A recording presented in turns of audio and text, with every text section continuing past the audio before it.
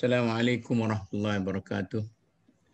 Alhamdulillah rabbil alamin wassalatu wassalamu ala asyrafil anbiya'i wal mursalin wa ala alihi wa sahbihi ajma'in, amma ba'd.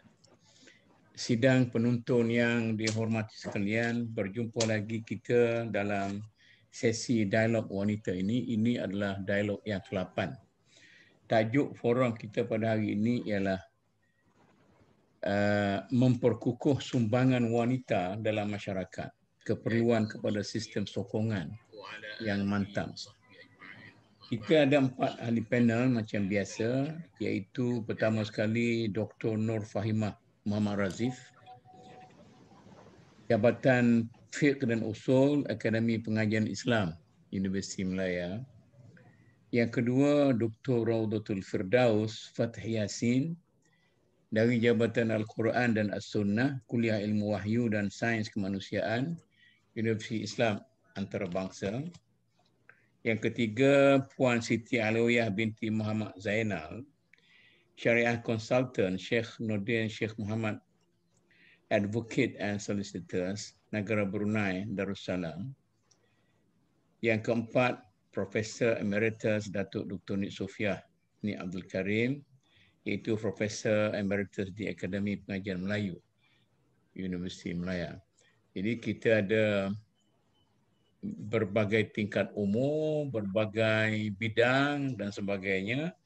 Malah pada sesi ini berbagai tanah air lagi, melibatkan bukan saja Malaysia tetapi melibatkan Brunei, dan Brunei pula beliau ada mempunyai pengetahuan tentang Singapura dan sebagainya. Jadi saya tak suka nak cakap banyak lah.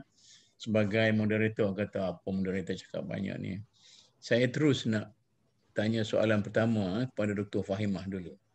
Jadi berasaskan kepada tajuk kita tadi, minta Dr. Fahimah menjelaskan kepada para penonton, bukan kepada kita, kepada penonton. Ini bukan peperiksaan tesis ni. Kalau peperiksaan tesis, bagi tahu kepada examiners. Kita di sini bukan examiners, bagi tahu kepada penonton. Sebab bukan semua penonton tu faham apa support system itu. Apakah yang dimaksudkan dengan sistem sokongan? Itu konsep umumnya. Sila Dr. Fahimah. Silakan. Baik, terima kasih kepada moderator. Tak payah terima kasihlah, teruslah. Orang lain pun tak payah terima kasih. Okay. Habis masa saya. Baik, saya faham. Okey.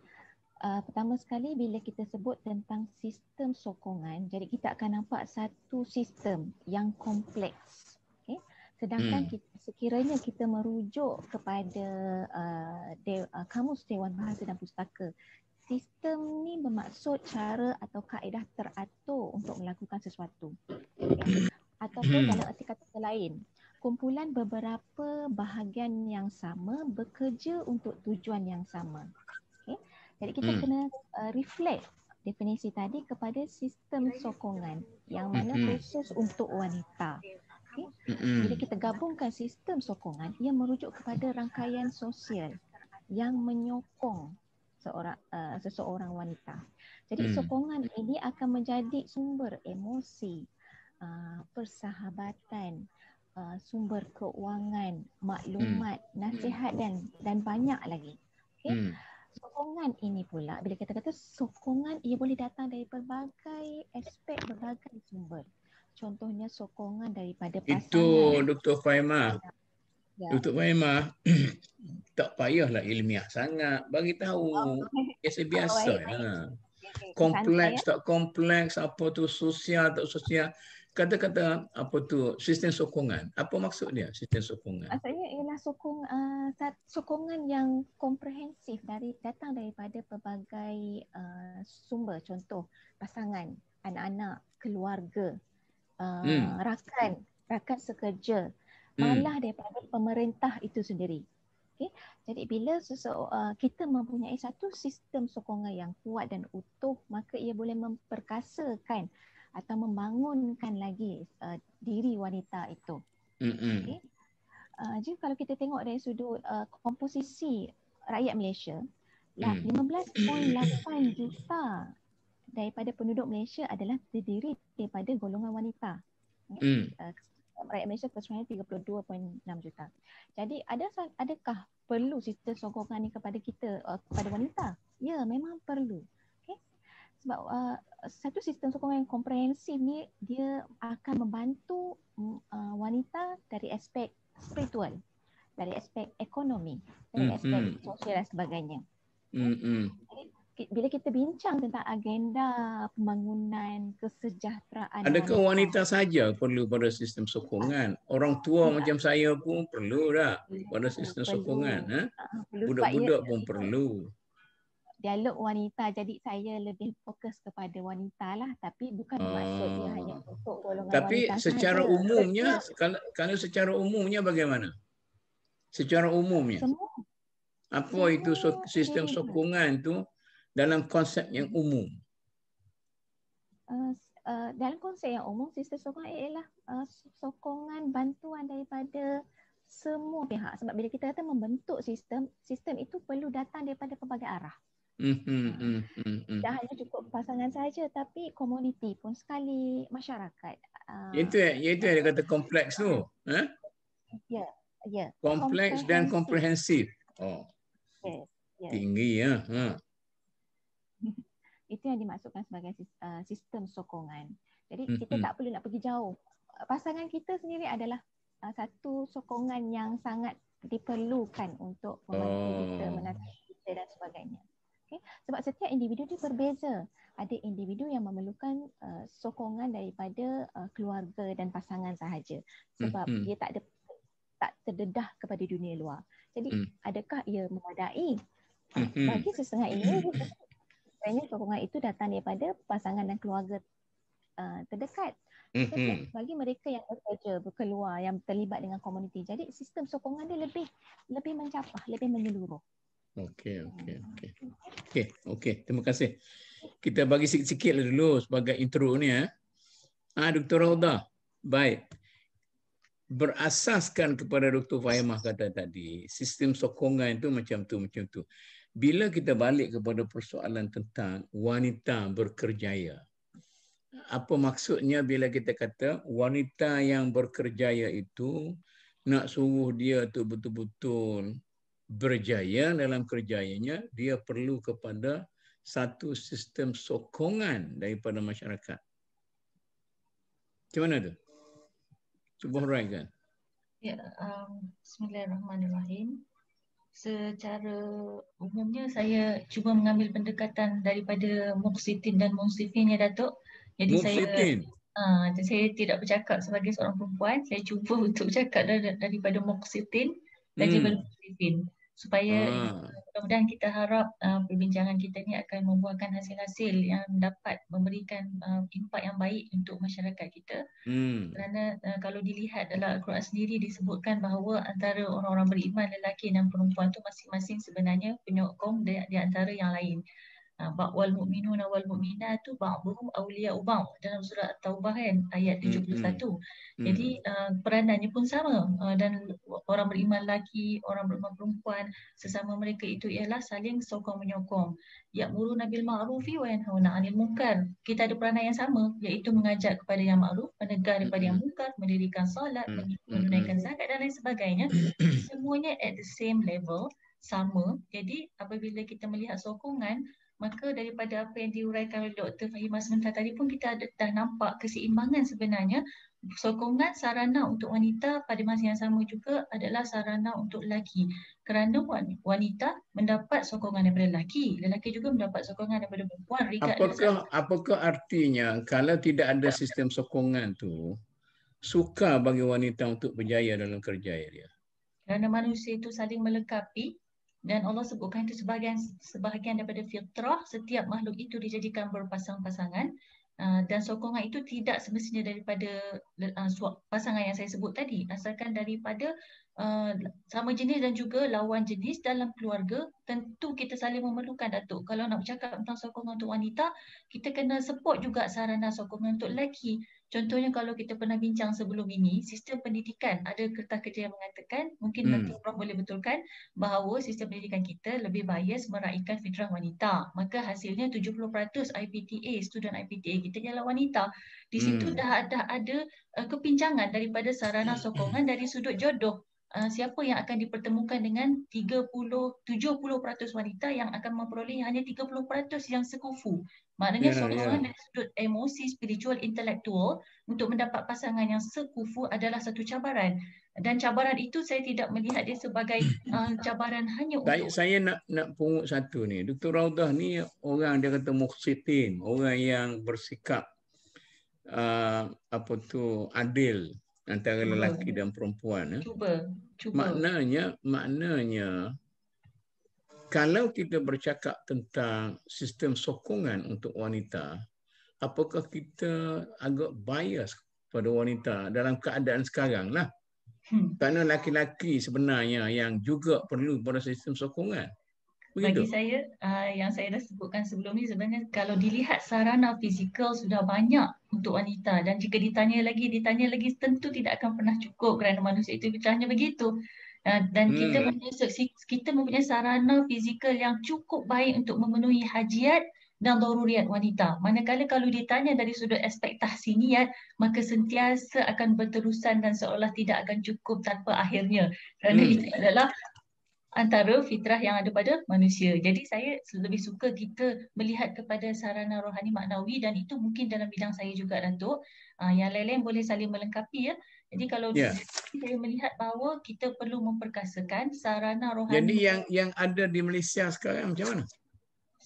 Seperti yang saya sebutkan tadi, Datuk, kalau dari sudut fizikal, untuk tahsiniat, untuk daruriat dan hajiat kita sangat baik, insya-Allah. Sudah ada lah. Sudah baik. Kalau tanya tahsiniat memang sentiasa tak cukup ya, Datuk. Luxury lah. Tahsiniat di mana luxury lah? Okey. Luxury. Sebut dua-dua lah istilah tu senang. Takut ada orang tak faham. Penonton tidak semua faham dalam apa tu. Maknanya bolehkah saya faham bahawa di Malaysia ini sistem sokongan sudah cukup kuat. Kecuali kalau kita nak luxury lagi lah. Nak mewah tu mewah ni begitu kan. Secara fizikalnya, Datuk, tapi secara spiritual, secara maknawi, kita masih boleh perbaiki di banyak aspek supaya dia lebih mantap, insya-Allah, untuk kedua-dua gender, dua-dua jantina, lelaki dan perempuan. Okey. Saya nak beralih pada Puan Siti, seorang solicitor. Seorang sebenarnya Puan Siti ni orang yang tahu tentang Malaysia, tentang Brunei, tentang Singapura. Saya nak suruh dia cerita tentang Singapura dan Brunei, sistem sokongan untuk wanita. Apa nasib wanita di dua negara itu? Kita nak bandingkan dengan di Malaysia. Macam mana Puan Siti? Bismillahirrahmanirrahim. Assalamualaikum warahmatullahi wabarakatuh. Sebagai seorang yang telah bermastautin lama di Brunei Darussalam, saya rasa lebih daripada 32 tahun saya berada di Brunei Darussalam. Saya masih lagi memegang title sebagai rakyat Singapura. Masih? Ya, masih. Dua kerakyatan lah. Tidak, saya tidak ada kerakyatan Brunei. Saya cuma masa saya berkhidmat dengan kerajaan Brunei. Ingatkan hidup dua negeri, hidup dua alam. Hidup di Brunei tapi masih lagi memegang title sebagai rakyat Singapura. Jadi saya tidak boleh banyaklah bercakap tentang Brunei kerana masih lagi berjiwa Singapura. Tapi mentadlah Brunei ini mempunyai satu sistem pentadbiran yang dikenali sebagai monarki, sistem monarki, iaitu pemerintahan beraja. Jadi melalui pengalaman saya bergaul dengan rakan-rakan sekerja dengan masyarakat Brunei, saya boleh menyatakan bahawa rakyat ataupun wanita Brunei ini sangat unik. Mereka ni mempunyai tempat yang istimewa dalam masyarakat. Mereka mendapat macam layanan yang sewajarnya dari pihak pemerintah, dan mereka juga memberikan sumbangan dan juga berperanan sama hebat dengan lelaki. Mereka sama hebat ke atau hebat perempuan, wanita? hebat tu boleh dikatakan Tengok sama. Datuk Nik senyum, dia kata kita katakan hebat, lebih hebat wanita daripada laki-laki di Brunei. Dia suka lah tu. Perempuan memang hebat di Brunei, cuma dari segi macam decision making itu masih lagi dikuasai oleh lelaki.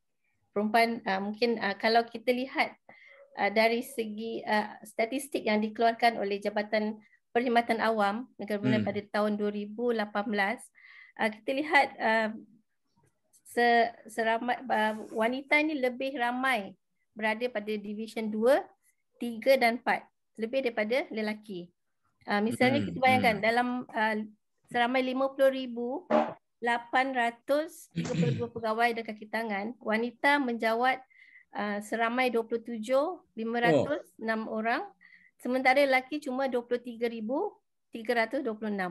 Jadi 27,000 wanita, 23,000 lelaki. Maknanya perbezaan tu majoritinya 4,434 orang wanita melebihi daripada lelaki. Sekarang ni saya duk berkempen nak suruh kerajaan lantik wanita jadi timbalan mufti. Boleh kita berkempen di Brunei sama?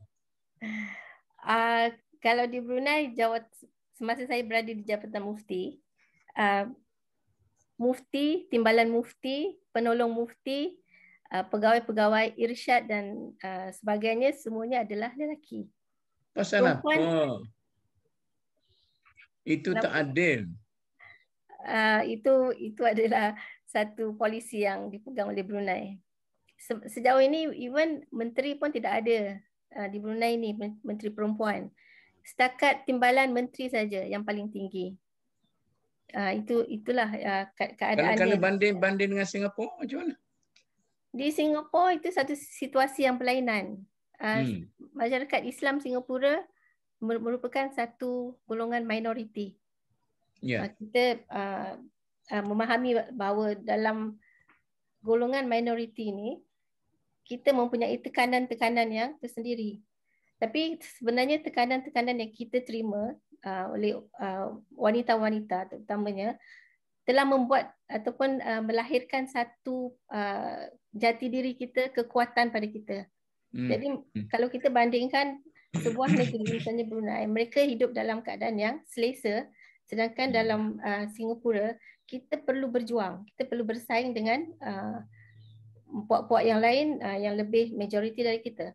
Jadi di situ ada perbezaan dari segi perspektif, dari segi kelakuan dan dari segi sokongan apa tu? Sistem sokongannya macam mana? Sistem sokongan ini daripada kerajaan memang ada. Kalau di Brunei juga ada, di Singapura juga ada. Cuma konteksnya berlainan. Kalau di Singapura mungkin daripada kerajaan memang kita dapat dalam beberapa kementerian dan juga dari NGO ataupun persatuan-persatuan wanita Islam di Singapura. Kalau di Brunei memang kebanyakannya menerima bantuan ataupun sokongan daripada pihak kerajaan. Ya, itu boleh faham lah kerajaan tu sebab negara tu negara yang apa tu dia duduk dalam majoriti dia. Beraja dan memang majoriti adalah beragama Islam. Okey, setakat tu okey lu jelas tu. Saya nak pergi ke Datuk Nik. Ya. Kalau saya nak minta Datuk Nik menceritakan sebagai orang yang banyak pengalaman berbanding dengan kita start mula merdeka sampai sekarang, kemajuan kita dalam menyediakan sistem sokongan kepada wanita, terutama kali wanita bekerja. Macam mana? Ya, bolehlah. Tapi saya antara istilah kemajuan dan perubahan. Sebab apa yang berubah tidak semestinya menjadi maju. Ada yang membawa ke belakang. Walau bagaimanapun saya nak sebut di sini, saya dah hidup begitu lama ya. Memang sudah berlaku perubahan dari segi kedudukan wanita dalam masyarakat. Ya. Kalau zaman dahulu dia tak pergi sekolah, dia sudah pergi sekolah. Bukan dia pergi sekolah saja, dia berjaya dalam sistem persekolahan, masuk institusi pengajian tinggi dan sebab dia rajin. Ya. Dia markahnya lebih baik daripada kaum lelaki-lelaki.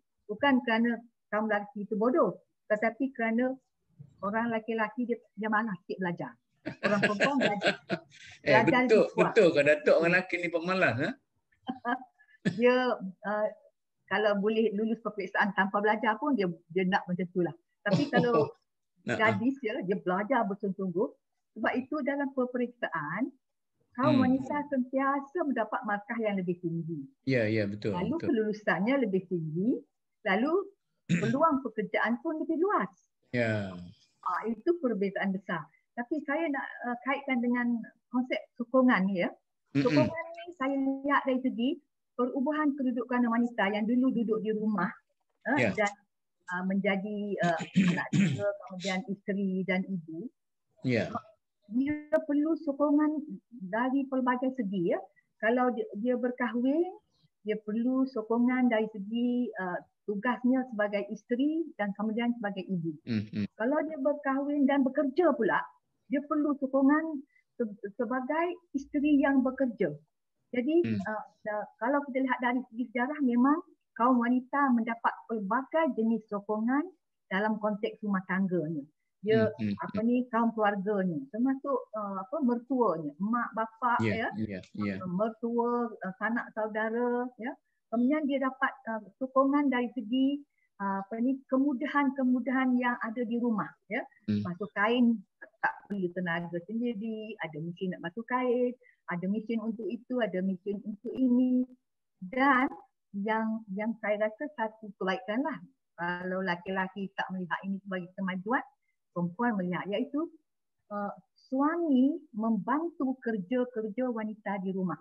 Yang pada suatu waktu dulu, manalah suami pegang anak, suami menyusukan anak, kadang-kadang suami membasuh pakaian anak. Alamak mertua pun sakit hati tengok anak laki-laki dia masuk di dapur misalnya. Tapi kita lihat sekarang, sikap kaum laki-laki itu sudah berubah. Ya, dia menjadi sebahagian daripada istilah zaman dulu kan orang duk marah sangat queen control tu, sekarang ni masih macam tu kan lagi istilah tu. Queen control faham. Dia sekarang saya rasa dari segi golongan tua lah, kalau anak laki-laki dia masuk ke dapur, dia rasa malu. Dia rasa anaknya anak kesayangan dia lelaki itu sudah di queen control oleh isterinya. Padahal suami hanya membantu. Dia bukan buat kerja. Isteri tak buat kerja. Dia membantu di rumah. Tapi cara dia membantu terpulanglah. Ada kalanya dia suka memasak, dia bantu memasak. Dia suka jaga anak, dia bantu dari segi jaga anak, termasuk membasuh kain lapin anak, menjemur. Bila jemur kan, jiran sebelah tengok. Oi, suami menjemur kain. Maknanya dia basuh kain lapin anak. Jadi sikap masyarakat tu lambat sikit berubah. Saya dah pergi ke shopping kompleks melihat suami menyusukan anaknya dengan botol lah. Dengan botol tu lah. Dengan botol tu lah. Tapi dia tak malu dan masyarakat pun lebih kurang tak peduli. Boleh menerima lah. Menerima hakikat. Itu sistem sokongan yang saya rasa amat penting. Ya? Di samping ada keluarga tu ibunya duduk sama-sama atau mertuanya duduk sama-sama dan membantu menyenangkan kerja-kerja rumah waktu isteri keluar bekerja. Konteks isteri bekerja mencari nafkah dan sistem sokongan yang ada untuk menjadikan keluarganya tidak mendapat kesan buruk daripada itu. Dan saya sendiri, pengalaman saya lah, saya rasa salah satu daripada sebab saya boleh menjadi menjalankan kerjaya saya dengan baik dan sementara itu dilakukan saya ada pembantu yang baik. Pembantu saya itu saudara dan dia sayang anak saya itu seperti saya menyayangi anak saya sendiri. Jadi saya pergi bekerja, saya pergi bekerja dengan fikiran yang aman dan tenteram, tidak risau anak saya dipukul ke atau diabaikan oleh pembantu rumah. Tapi apabila saya bandingkan dengan suasana anak saya dengan suasana anak-anak mereka dan pembantu rumah, dahlah susah dapat pembantu rumah pembantu rumah asing. Tak berapa sayang kepada anak-anak, tak berapa rajin bekerja dan ada yang lari dan sebagainya itu. Jadi perubahan ini meninggalkan kesan juga kepada isteri yang bekerja. Sokongan ada tapi tidak memuaskan. Itu satu. Tapi kalau kita lihat sokongan wanita yang bekerja, sokongan daripada masyarakat, sokongan daripada sesama pekerja, sokongan daripada bos dan sebagainya tu, oh ada yang baik, ada yang tidak baik. Sokongan daripada suami pun, oh satu hebat. Ya, kadang-kadang suami dia membenarkan isteri bekerja, setakat bekerja saja.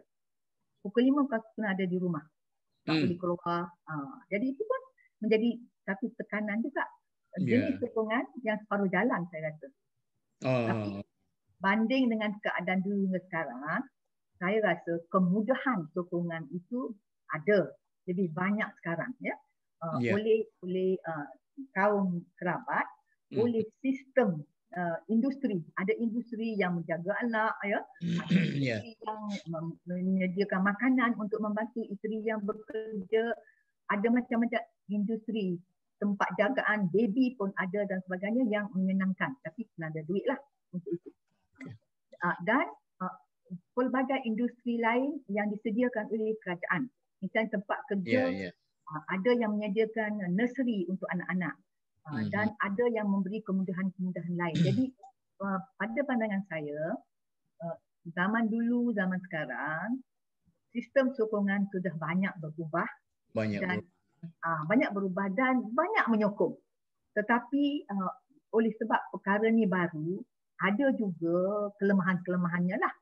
Tidak begitu selamat meninggalkan anak kita di bawah jagaan orang lain. Ya. Kena suasana nak dipukulnya anak kita. Ya. Ada penjaga tidak mungkin latihan. Ya. Tak menjaga dengan baik, anak kita jatuh dan sebagainya. Itu satu, kita dah banyak dengar kes itu. Ya. Satu risiko yang kita perlu hadapilah kalau kita nak tinggalkan anak kita dengan orang lain. Tidak dengan keluarga atau kita sendiri. Okey Datuk, okey. Sebelum saya nak pergi lebih jauh, ada siapa-siapa lagi nak bagi tambahan? Berbangkit daripada yang Datuk sebut tadi, satu perkembangan yang begitu menggalakkan sekali lah, daripada dunia queen control, istilah queen control tu dah sampai dah tidak ada sekarang ni. Jadi ada siapa nak tambah? Tak ada? Saya rasa sikap ibu mertua pun dah berubah juga. Dia tidaklah selalu rasa marah. Dah berubah. Dia terima sikap bahawa anak laki-lakinya sudah mahu membantu kerja-kerja rumah. Sebab tak ada orang gaji lah. Kalau ada orang gaji, dia tak buat juga. Tapi dalam situasi tak ada orang gaji, anak 4 orang, ibu mertua sudah secara perlahan-lahan menerima sikap anak laki-lakinya patut membantu sama. Okey. Ada tambahan daripada orang lain? Datuk. Saya mintakan masa tak payah nak mute lah. Kita ada 4 orang yang tak payah tidak webinar ni. Silakan. Saya tadi apa yang dikatakan oleh Profesor Nick tadi, sokongan ada. Sokongan daripada keluarga ada. Tapi tidak memuaskan. Memang kalau kita lihat, kalau sekiranya seorang wanita itu melahirkan anak, dia akan diberi cuti selama 4 bulan. Dan bagi suami pula mungkin dia juga diberi cuti untuk maternity leave selama mungkin saya rasa 10 hari. Jadi memang tidak seimbang. Kononnya cuti suami itu diberi kerana isteri itu melahirkan. Tapi adakah cukup 10 hari itu untuk suami sama-sama untuk melayan isteri, melayan anak yang baru, anak-anak yang sudah ada. Jadi di sini tidak ada keseimbangan dalam memberi cuti kepada wanita, dan wanita itu selepas daripada 10 hari maknanya dia kena buat semua sendiri. Dan suaminya ni meninggalkan dan pergi kerja, balik tahu semuanya dah siap. Ini berlakunya ketidakseimbangan. Jadi mungkin masa akan datang, saya lihat di negeri-negeri lain, maksudnya di negeri barat, suami diberi cuti yang sama dengan isteri yang melahirkan. Jadi dalam masa yang sama, kalau 4 bulan suami sama-sama bekerja dan membesarkan anak dalam tempoh 4 bulan itu. Tak adil lah pula dengan orang jarang anak. Ya, tidak adil. Kalau di Malaysia, mungkin di Singapura memang tidak adil kerana isteri saja yang bertungkus lumus menjaga anak selama 4 bulan, yang suami cuma 10 hari. Jadi ada sekarang sudah ada sistem sokongan daripada negara-negara lain yang memberikan cuti yang sama banyak kepada suami untuk melayan isteri yang melahirkan anak yang baru. Di Malaysia apa hari Puan Siti, bila saya 3 bulan. Dia apa dan betul? Suami rasa saya untuk laki-laki, untuk suami rasa saya 6 hari, tak sampai 10 hari pun. Oh, lebih tapi lagi. ada kes. Ada kes lah. Suami tak pandai menggunakan cuti itu. Ada suami, ini kelas atasan, dia pergi main golf, bukan jaga anak. Jadi 10 hari. Itu penyalahgunaan tu. Itu penyalahgunaan lah, sebab tu kajian tak bagi tu. Jadi saya nak tambahlah, saya kita bila kita kata suami juga perlu diberi cuti yang sama lama dengan isteri untuk membantu isteri mengurus diri dan anak-anak ketika tempoh berpantang. Mungkin cadangan ini kurang mendapat perhatian daripada pihak industri. Suami itu terlibat dengan sektor swasta. Jadi apa yang boleh dibuat, suami itu sekarang kita telah disediakan dengan pelbagai kemudahan dan sistem seperti mana yang disebut oleh Datuk Nik tadi. Kita ada, kita boleh, suami boleh atas inisiatif sendiri boleh meminta atau hire confinement lady untuk membantu isteri ataupun tukang urut untuk datang ke rumah bantu isteri dan mengurus anaknya. Kita ada bagi anak-anak yang dah besar dihantar ke pusat asuhan, tadika dan sebagainya. Jadi sebab itulah sistem sokongan ini perlu datang daripada pelbagai sudut.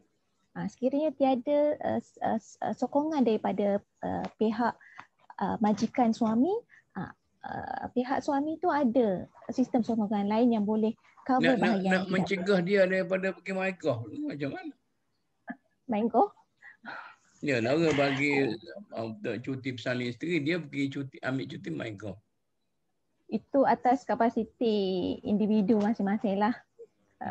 Maksudnya saya tak pastilah, mungkin pihak kerajaan boleh keluarkan satu dasar yang mewajibkan suami yang diberikan cuti untuk tidak keluar daripada rumah sama-sama membantu. Tapi benda-benda ni memang ideal. Cuma untuk melaksanakannya tu perlu kepada satu panduan ataupun kerjasama semua pihak. Atau masyarakat sekalipun. Betul, betul. Ada apa-apa lagi? Lain-lain lagi? Kalau tak ada, saya nak beralih kepada satu persoalan. Ini siapa nak jawablah. Ada pandangan yang mengatakan kita kehilangan sesuatu yang sangat mahal dalam masyarakat kita dari segi sistem sokongan ini, iaitulah hilangnya extended family. Di mana sekarang ini orang bila beranak saja dia berpindah, dia mananya masing-masing membuat dunia sendiri. Dan zaman dulu, dia kata zaman dulu sekurang-kurangnya ada 3 generasi di bawah satu roof lah. Ada nenek, ada mak dan ada anak 3. Ya, kadang-kadang 4. Jadi apa pandangan kita kalau kita cuba mengembalikan semula idea untuk mengadakan keluarga besar ini supaya pendidikan anak-anak kita tidak ada masalah? Siapa dia nak bagi pandangan dulu? Okey, saya lah. Tak ada lagi ya. Okey. Saya menyokong benar apa-apa usaha untuk mewujud kembali sejenis extended family lah. Extended family ni berlaku, kemerosotannya berlaku apabila anak-anak keluar daripada rumah, katalah dari kampung, dia pergi ke bandar bekerja dan ibu dan ayah tak mau ikut. Jadi dia mendirikan rumah tangga dan anak beranak di bandar tanpa bantuan ibu bapa ni. Dan kita tahu bahawa kalau kita jemput ibu bapa ke bandar pun dia tak nak pergi sebab rumah sempit, keadaan tak seperti di kampung dan sebagainya. Tapi sekarang kita mula sedar, bukan saja ibu bapa yang ditinggalkan di kampung tu tak ada hubungan dengan anak-anak, diabaikan. Ya? Ada anak yang kaya raya tapi tak jenguk sekali setahun pun ke rumah ibu bapa di kampung. Ibu bapa ada duit atau tak ada duit pun dia tak kisah. Jadi kalau kita boleh kembalikan semangat keluarga besar ni supaya yang di kampung tu kita bawa ke bandar, bawa di mana anak cucu berada dan mensuasanakan hidup berumah bukan hanya untuk 2 orang dan anak-anak saja, tapi rumah tu kerajaan ataupun pemaju rumah apabila membuat konsep rumah tu besarkan sedikit supaya ibu bapa boleh, nenek dan datuk tu boleh duduk bersama-sama dan bersama-sama mengeluarkan suasana keluarga besar. Saya sokong sangat sebab ibu datuk dan nenek memang mencintai cucu. Yeah. Dan cucu saya rasa kalau membesar tanpa pengaruh datuk dan nenek akan kehilangan sesuatu. Jadi kalau kita boleh kembalikan itu, konsep keluarga Melayu itu menjadi lebih kaya, lebih mesra, lebih indah daripada keadaan sekarang yang jauh daripada kaum keluarga dan sebagainya. Ini perlu dirancang dengan teliti sebab dia bukan hanya bercakap tentang duduk bersama, kita kena bercakap tentang keadaan rumah, berapa bilik rumah. Kemudian datuk dan nenek ini jangan hanya ditugaskan sebagai penjaga anak cucu saja. Dia pun mempunyai programnya sendiri. Dia sendiri patut menjadi manusia yang berfikir, yang hidup dengan bererti, bukan hanya penjaga cucu. Sebab itu pun satu masalah juga. Saya selalu memberi ceramah di kalangan kaum wanita. Satu komplain je lah, dia kata dia tak ada habis jaga anak. Mula dia jaga anak sendiri. Kemudian dibebankan dengan cucu. Dan saya rasa ini satu perkara yang mesti diberi perhatian. Sebab datuk nenek dia nak pergi ke dia nak pergi ke masjid, ke surau, dia nak pergi berkawan-kawan, dia tak ada siang hari dari pagi sampai petang duk jaga cucu saja. Dia memang maknanya kalau generasi pertama berada dengan keluarga besar tu maknanya bukan tugas untuk menggaja cucu tetapi keberadaan itu. Ya. Okey. Macam mana orang lain? Ya Datuk. Ya, ini saya satu nilai tamadun yang hilang daripada kita. Macam mana? Pertama sekali saya tidak setuju dengan perkataan tamadun yang hilang. Saya tidak setuju sama sekali. Saya tarik baliklah tamadun hilang. Dia tidak hilang sebenarnya, tidak hilang, tapi dia cuma mungkin berkurangan. Kalau mereka mungkin merasa lebih independen, kalau dia tidak bersama dengan keluarga yang keluarga extended. Kalau di Brunei, pengalaman saya, sememangnya dalam satu keluarga tu masih lagi ada ayah, ibu, datuk, nenek, cucu, mak saudara ada, bapa saudara ada, datuk saudara ada. Mak saudara pun ada sama? Sepupu pun ada. Maknanya kalau pasangan tu dia mempunyai 3 orang anak, tiga anak ni tinggal bersama dengan dia, dengan bilik-bilik yang disediakan, dan anak-anak ni akan berkahwin dan tinggal lagi di sana, melahirkan cucu-cucu, dan cucu-cucu ni daripada 3 beradik, mereka ada lagi sepupu-sepupu dan sebagainya. Dan ada lagi mak saudara, bapa saudara yang sama-sama tinggal di dalam rumah tu. Jadi bukan sahaja extended family ni yang di Brunei, mereka terkandung daripada 3 generasi, tapi mungkin dah jadi 4 generasi dan berkembang dengan mak saudara, bapa saudara, sepupu-sepupu, sepupu-sepapak dan sebagainya. Itu masih lagi segar dan sihat di Brunei. Maknanya tidakkah ada nilai-nilai negatif? Kita nak cerita positif saja macam Datuk nak cerita. Yang nilai negatifnya? Positif dan negatif tu memang ada. Cuma di Brunei nilai kekeluargaan itu sangat tinggi. Ya, itu jadi memang mereka preserve nilai kekeluargaan. Itu negatifnya memang adalah dari segi privacy tidak ada. Kemudian pertembungan ideologi dan sebagainya. Ya, itu memang adalah. Itu lumrah di mana-mana. Dan kalau Datuk ingin mengetahui juga, di Singapura, jika pasangan suami isteri tu dia membeli rumah yang berdekatan dengan rumah kedua ibu bapanya, dia akan diberi grant. Jadi mungkin dalam sekitar 40,000 harga rumah tu akan dikurangkan. Jadi ini satu galakan kepada masyarakat Singapura. Ya. Ini dibuat oleh pemerintah sendiri. Kemudian Datuk Nick pernah tulis artikel satu ni. Macam mana ni? Jadi kalau macam kita membawa ibu bapa tinggal bersama, kita akan mendapat geran yang lebih tinggi, antara 50,000 hingga ke 60,000. Di Singapura? Ya, itu adalah sistem yang sokongan yang barulah yang diperbaharui untuk mengekalkan extended family. Itu di Singapura. Jadi saya tak nampak di mana hilangnya tradisional ini. Ya, yang kata hilangnya. Sebab sekarang ni orang lebih suka sama ada keluarga asal, dia kata kamu bila dah kahwin, pergilah. Saya pun malas nak jaga cucu kan. Ataupun yang muda-muda ni pula, dia kata saya bila dah kahwin saya nak berdikari lah. Saya tak nak sibuk-sibuk dengan orang tua ni. Membebel saja apa semua sekali ni. Malahan bukan orang Melayu saja yang ada extended family. Kita lihat bangsa-bangsa lain, China, India, juga mereka dalam satu keluarga tu ada extended family-nya. Ya. Macam mana orang lain? Saya sejak daripada kecil sampai besar, saya berada dalam keluarga macam tu. Cuma kita punya bentuk lain. Misalnya kalau di Kota Baru tu, kita bukan duduk serumah tapi duduk dalam satu compound. Ini rumah bapa, ini rumah kita, ini rumah abang, ini rumah adik-adik lain. Dia dalam satu kawasan yang luas lah. Mungkin kalau di Kelantan tu dia senang lagi. Kota Baru tu masih ada tanah luas. Tapi kalau kat Kuala Lumpur ni macam mana?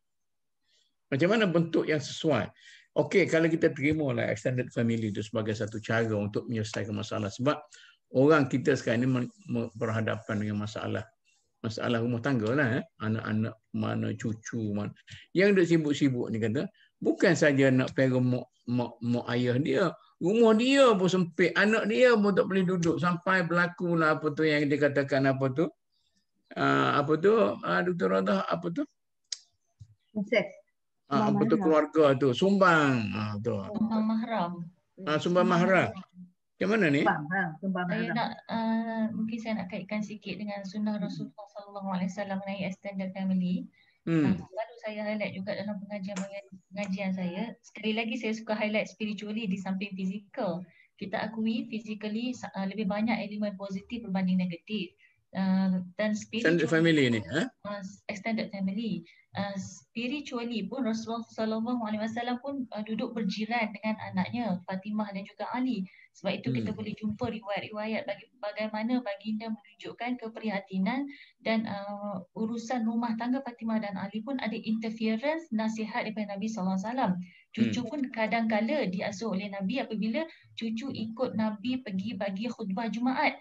Salah seorang cucunya Hasan atau Husin jalan terjatuh dan Rasulullah boleh berhenti khutbah, turun mimbar, angkat cucu, betulkan dia, berdirikan balik, kemudian Rasulullah sambung deliver khutbah. Dan juga hadis lain bagaimana Rasulullah menjadi imam sedang sujud, cucunya naik atas kepala, kan masyhur hadis tu. Dan Rasulullah tunggu dan serta makmum pun tertanya-tanya mengapa sujud itu lama. Jadi menunjukkan bahawa ada direct interference of Rasulullah SAW dalam urusan rumah tangga anak dan menantunya, tidak dibiarkan lost in the sea, dan sentiasa memberikan nasihat dari masa ke semasa. Dan banyak riwayat-riwayat yang kita boleh sebutkan tak habis lah kan, jadi lecture kan. Jadi kalau dalam zaman sekarang dengan cabaran sekiranya physically mampu mereka berada bersama, perlu juga disokong dengan spiritual, dengan kerohanian yang diberikan panduan yang betul bagaimana bersama dengan cucu dan anak. Sebab macam Datuk Nik sebut tadi, bila saya bagi kuliah pun, antara kuliah duha sebelum PKP, antara keluhan mereka pada saya ialah, Ustazah minta maaf hari ni cucu saya datang, saya terpaksa jaga cucu. Ada yang gembira, tapi ada juga yang sebenarnya rasa keberatan didatangi oleh cucu, yang dia harapkan bahawa hari itu dia menghalang kuliah duhanya. Okey, bagi extended family pula, untuk contohlah keluarga, mungkin keluarga saya sendiri, kedua-dua nenek adalah ustazah-ustazah yang masih lagi aktif mengajar. Dan almarhum mak mertua saya telah pun pergi 5 tahun yang lalu setelah habis kuliah petang, kuliah asar. Dan malam itu beliau pergi ke rahmatullah. Maknanya towards the last minute pun masih lagi sangat berfungsi dan berkhidmat untuk masyarakat, yang impossible untuk kami ajak ke sini. Walaupun secara madiyahnya kami mampu, mereka juga mampu. Jadi untuk family-family yang mempunyai peranan di dalam masyarakat, untuk menggabungkan mereka bersama physically mungkin susah, tapi spiritually is always possible.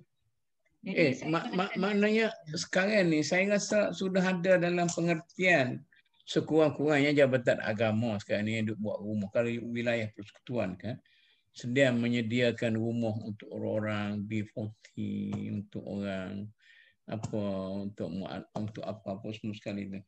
Ada orang yang mencadangkan idea ni kepada kerajaan kita di sini. Kita ikut Brunei, ikut Singapura, dan Datuk kata tadi pun dia pun duduk menggesa masyarakat supaya buat macam tu.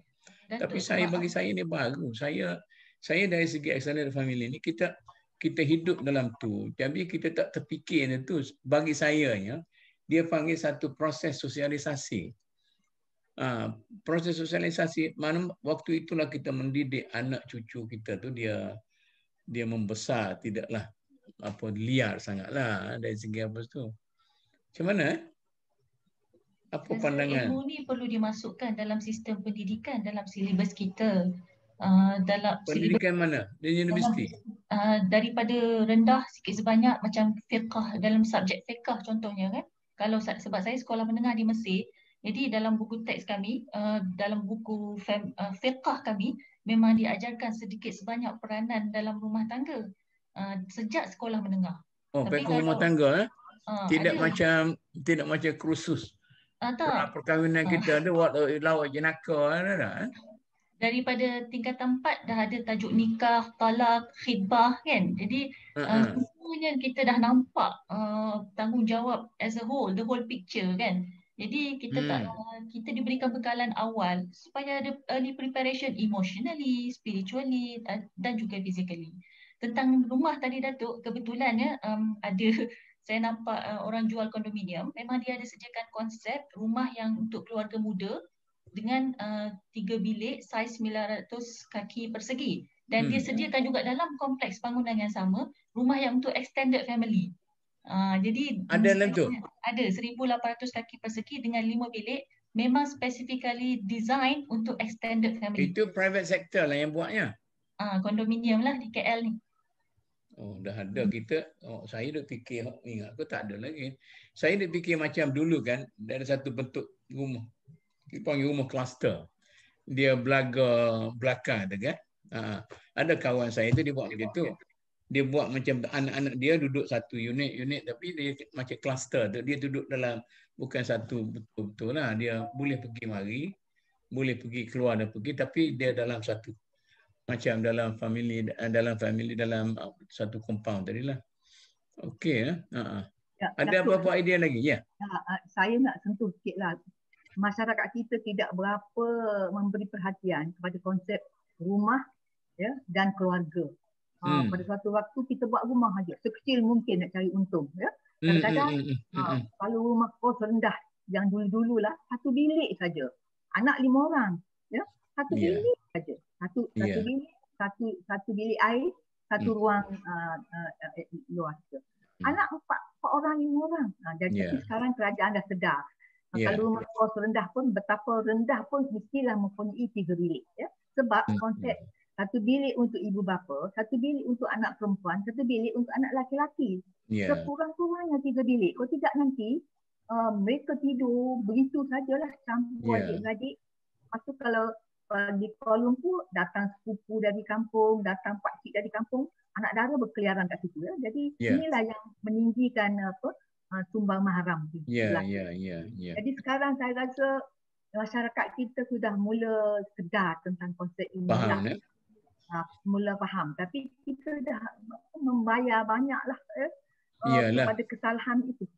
Sebab kita mencari pengalaman daripada kosong, kita tidak belajar daripada mungkin begitu kan? Tapi kesalahan ini, adakah kita sudah bincang dengan kerajaan ataupun Majlis Agama Islam Negeri? Macam mana? Yang dia buat projek-projek rumah tu? Saya tak dengar banyak perbincangan.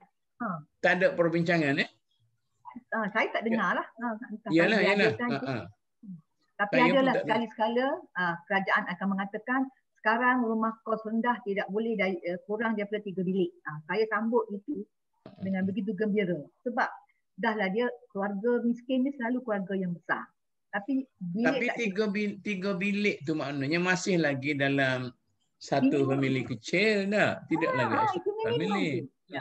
Ini nak mengelakkan berlakunya sumbang mahram kerana jantina tidak diambil kira waktu. Ya. Jadi ada anak laki-laki, ada anak perempuan yang sepatutnya apabila dah besar sedikit tidur dalam bilik beratungan. Ya.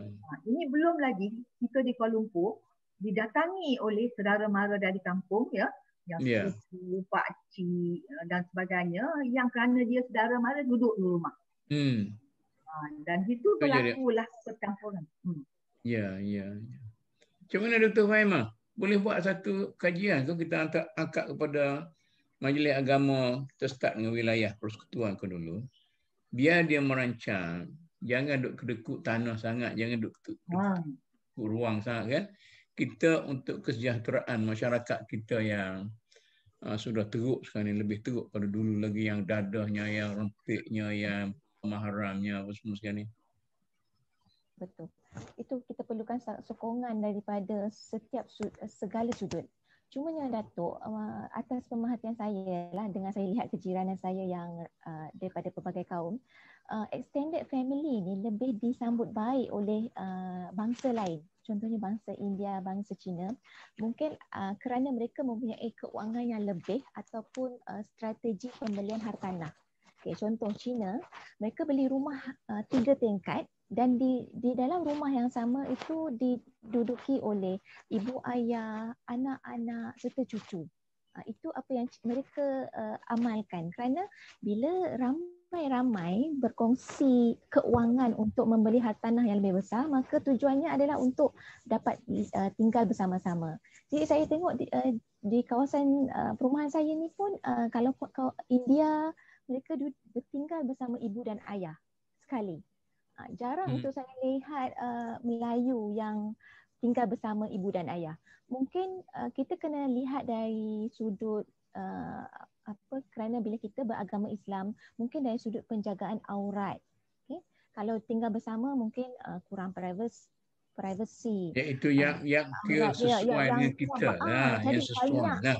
Banyak halangan untuk kaum. Tak boleh buat satu kajian, buat research sikit peringkat universiti, bagaimana satu standard yang boleh diterima sebagai extended family dalam bentuk yang Islamik yang boleh kita perkenalkan kepada masyarakat kita. Ya, betul. Saya setuju dengan pandangan Datuk. Maksud kita kena sediakan panduan.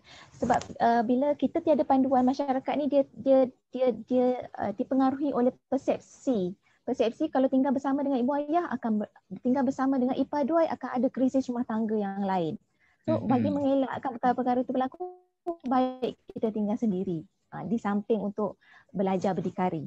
Okay? Kita kena ketengahkan apa nilai-nilai dia belajar dengan orang Singapura lah dulu. Orang Singapura dulu kan, mula-mula dulu dia buat rumah kecil-kecil dah. Lepas tu Singapura dah sedar, kita tak sedar lagi. Saya rasa Singapura mungkin atas perkembangan. Yang Dr. Faimah cakap persepsi tentang krisis-krisis dalam extended family, it is actually a fact juga kan. Jadi memang apabila berhimpun ramai-ramai akan ada krisis tersebut. Sebenarnya benda yang sama juga di Arab Saudi, di Mesir, satu keluarga, satu level, satu family sampai 6-7 level kalau yang mampu kan. Memang krisis itu ada, dan sebab tu saya tekankan tadi spiritual tu kena dikuatkan juga. Dan jadi apabila kita bersama dengan keimanan, keakhlak, mempelajari bagaimana menghormati ihtiram hak orang lain, jiran, hakul jar, semua tu perlu diperkukuhkan. Jadi itulah kata-kata perlu pada satu kajian yang mendalam, komprehensif, kita buatlah physically dan spiritually. Jadi supaya krisis-krisis tersebut boleh dielakkan, sebab dahsyat kesannya di Arab Saudi sendiri. Di Kuwait contohnya, cemburukan poligami, isteri pertama telah membakar satu kompleks keluarga.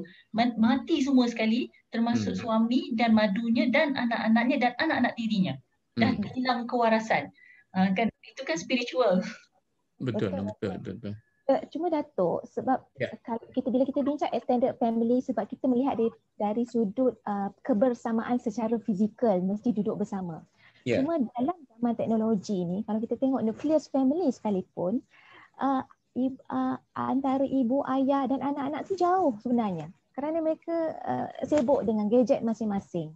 Okay? Jadi sebenarnya kita nak kata extended family ni bukan sekadar fizikal tapi hati itu, kesatuan hati, kesatuan aktiviti melakukan bersama-sama. Jadi kena jelas konsep tu. Bukan sekadar secara bersama dari sudut fizikal, tetapi sebab kalau kita tengok nucleus family yang ada pada hari ini pun semakin jauh kerana teknologi yang ada. So benda tu kena lihat dari pelbagai sudut. Bila kita nak ketengahkan extended family itu, kita kena berikan panduan dan penyelesaian apa yang terbaik, apa yang perlu. Gitu. Ya, dan tanggungjawab orang universiti lah tu.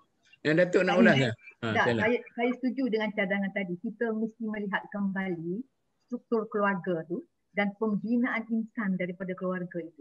Sebab sekarang ni banyak sangat orang membesar ya tanpa pengaruh ibu dan bapa, tapi mereka mementingkan pendirian sendiri, dapatkan rakan-rakan dan sebagainya sehingga nilai, sistem nilai yang dipegang pun kita takut ya. Sekarang saya baru tengok beberapa gambar ya, gadis yang pakai cincin di hidung, cincin di lidah kan. Allah, ni gadis Melayu cantik-cantik tetapi perangai yang amat kebaratan kerana mungkin tak cukup ya. Pengajaran masa kecil dan sebagainya. Saya sokong kalau kita melihat kembali struktur keluarga dan peranan ibu bapa dalam membangun keluarga dan anak-anak. Dan di sini baru kita kembalikan menilai bagaimana konsep extended family itu boleh dikembalikan dalam konteks perubahan yang sudah berlaku ni. Asalnya itu adalah budaya bangsa kita. Yes, duduk di kampung macam Datuk katalah, dalam satu kawasan tu ada rumah ayah dan ibu, kemudian anak-anak, kemudian cucu-cucu dalam satu tu. Tetapi semenjak kita maju dan membangun, anak-anak daripada keluarga Melayu ni pergi ke bandar, mendirikan rumah tangga sendiri menjadi keluarga nukleus. Jadi hubungan dengan keluarga di kampung tu balik hari raya lah, setahun sekali, ayah haji pun nak balik, baliklah sekali setahun. Tapi hubungannya sudah tidak begitu erat. Ya? Dan satu masalah sekarang ialah yang kita lihat dengan begitu risau ialah bagaimana kurangnya perasaan tanggungjawab terhadap ibu bapa. Ya, orang yang hidup di mana ni rindu kampung tapi jarang hantar duit kat ibu bapa, ya? Jarang jenguk dan sebagainya. Jadi saya rasa melihat kembali konsep extended family ni perlu pada masa ini untuk menunjukkan kembali satu suasana, mungkin tak 100% sama seperti dulu, tapi yang mendukung konsep kekeluargaan dan hubungan erat yang ada dalam satu keluarga. Ini saya setuju lah, satu research, satu perbincangan yang serius patut dilihat oleh orang Melayu. Okey. Datuk, boleh saya celah sedikit? Boleh. Tadi Dr. Nur Fahimah mengatakan bahawa faktor ekonomi tu yang membolehkan sesuatu bangsa tu membina sebuah rumah yang tinggi, yang bertingkat-tingkat untuk extended family. Itu memang satu kenyataan. Tapi satu lagi kenyataannya yang saya lihat, sebab saya suka juga tengok TV bersamamu ke apa kan, yang bila kita pergi ke kawasan-kawasan lebih pendalaman, kita akan melihat juga ada extended family yang itu adalah dari sudut kemiskinan. Yang mereka kemiskinan tegar ni mereka tidak dapat elak, mesti juga tinggal satu rumah, satu bumbung yang dah bocor itu dari satu sudut. Maknanya ekonomi yang kuat dan ekonomi yang lemah juga boleh menjadikan berlakunya extended family. Jadi saya rasa yang kemiskinan itu yang perlu dibantu dan dijelaskan kenapa tidak boleh adanya extended family dalam keadaan rumah yang terlalu dhaif, terlalu miskin dan terlampau ramai. Itu mungkin situasi yang berbeza lah dari extended family itu. Ya. Okey, insya-Allah kita akan lanjutkan mungkin benda ni kan. Okey, insya-Allah lah supaya kita cuba kita detailkan sikit. Mungkin kalau ada pihak universiti yang nak melakukan kajian yang lebih mendalam itu daripada kita duk khoya-khoya tajuk-tajuk tajuk-tajuk entah berentah apa semua sekali itu. Okey, kalau kita balik pada persoalan kita yang asal, apabila kita kata perlu kepada sistem sokongan, jadi kewajipan siapa ni mewujudkan? Saya nak mula mengatakan bukan satu pihak ni, gabungan beberapa pihak ya. Individu, kerajaan, ya, sektor swasta, civil society, semuanya mesti mempunyai memberi input lah. Tapi mesti ada perancangan. Dan ini saya rasa kerajaan lah. Ya. Mesti mengatakan kita nak membuat begini, ini patut dilakukan oleh siapa. Ini patut dilakukan oleh siapa. Barulah boleh. Dan industri paling penting kerana industri selalunya berasaskan keuntungan. Apa-apa tindakan yang dia ambil, dia tidak berjaya atau tidak, tak ada untung. Jadi industri sokongan ini saya rasa penting. Hanya kita harus melihat aspek apa yang hendak disokong. Saya perhatikan misalnya penyediaan makanan bagi wanita yang bekerja, ya, amat membantu. Dia tempah dan dia pergi ambil, dan dia tempahan itu mestilah makanan yang berkhasiat sama seperti kalau yang masak di rumah. Itu satu. Jadi beberapa aspek industri boleh menjadi sokongan dengan harga yang tidak begitu tinggi, yang boleh dipikul oleh keluarga yang pendapatannya sederhana. Saya pernah tengok iklan, dan ni orang Cina lah ni, dia tray system, dan dia kata dia bawa makanan tu kan ke rumah-rumah daripada restoran dia apa semua sekali tu. Mungkin saya ingat di Kota Baru dulu masa saya ada restoran Santosa, dia pernah buat juga macam tu kan, dia hantar ke rumah apa semua sekali. Tapi kalau kita nak cakap tentang dalam sektor keluarga itu sendiri, sejauh mana sistem sokongan kepada wanita yang berkerjaya dalam keluarga itu sendiri. Kita cuba fokus itu dulu. Baik, Datuk Nik kata dalam semua sektor tu kena sediakan kerajaan, apa tu syarikat, apa tu keluarga. Apa kita fokus dalam keluarga dulu? Macam mana? Setakat mana keluarga ni sepatut menyumbang ke arah mengadakan sistem sokongan tu. Misalnya sekarang ni kita lebih suka kalau nampak susah sangat kita ambil orang gaji. Dia orang gaji itu pula dia bukan nak mai kerja sama kita, dia nak mai berjalan. Kemudian boleh duit dia lari balik. Macam mana ni? Siapa nak mulakan? Sokongan, sistem sokongan daripada keluarga sendiri. Datuk, boleh tak kalau seandainya kita cadangkan, sekali lagi saya highlight lagi sebab penggubalan sistem pendidikan tu sangat crucial. Contohnya seorang lelaki sejauh mana dia memahami peranan dia dalam paternity leave yang diberikan. Ada swasta yang bagi hanya 3 hari. Ada yang bagi 7 hari dan sampai 10 hari itu saya baru tahu jugalah. Tak tahu di Malaysia ada ke 10 hari. Tapi how much he maximize apa yang diberikan pada dia, dan dia memahami itu adalah peranan dia dalam paternity leave. Selalunya yang kita perhatikan, lelaki yang boleh berperanan ketika paternity leave kerana dia datang daripada educational background, dalam keluarganya telah dilatih untuk memahami atau membantu wanita di dalam rumah. Tetapi kadang-kadang dalam kelas parenting saya tanya, siapa lelaki di sini yang tak pernah pegang penyapu? Ada, ramai. Kan? Jadi lelaki yang tidak pernah pegang penyapu. Itu tak pernah masuk dapur. Saya tanya secara indirect je, pegang penyapu Datuk. Yalah, faham lah tu. Faham lah tu. Jadi kalau dia masuk dapur, dia kacau dapur tu, dia buat, dia rusak habis masukkan apa semua sekali. Tapi dengan pendidikan yang betul daripada peringkat bawah, dari peringkat kanak-kanak, pembahagian tugas oleh ibu bapanya contohnya, saya melihat juga ada lelaki yang sangat bagus dalam menguruskan hal rumah tangga sehingga dia menjadi penyokong yang paling hebat untuk isterinya. Dan ada juga keadaan-keadaan kita lihat juga surah rumah kan.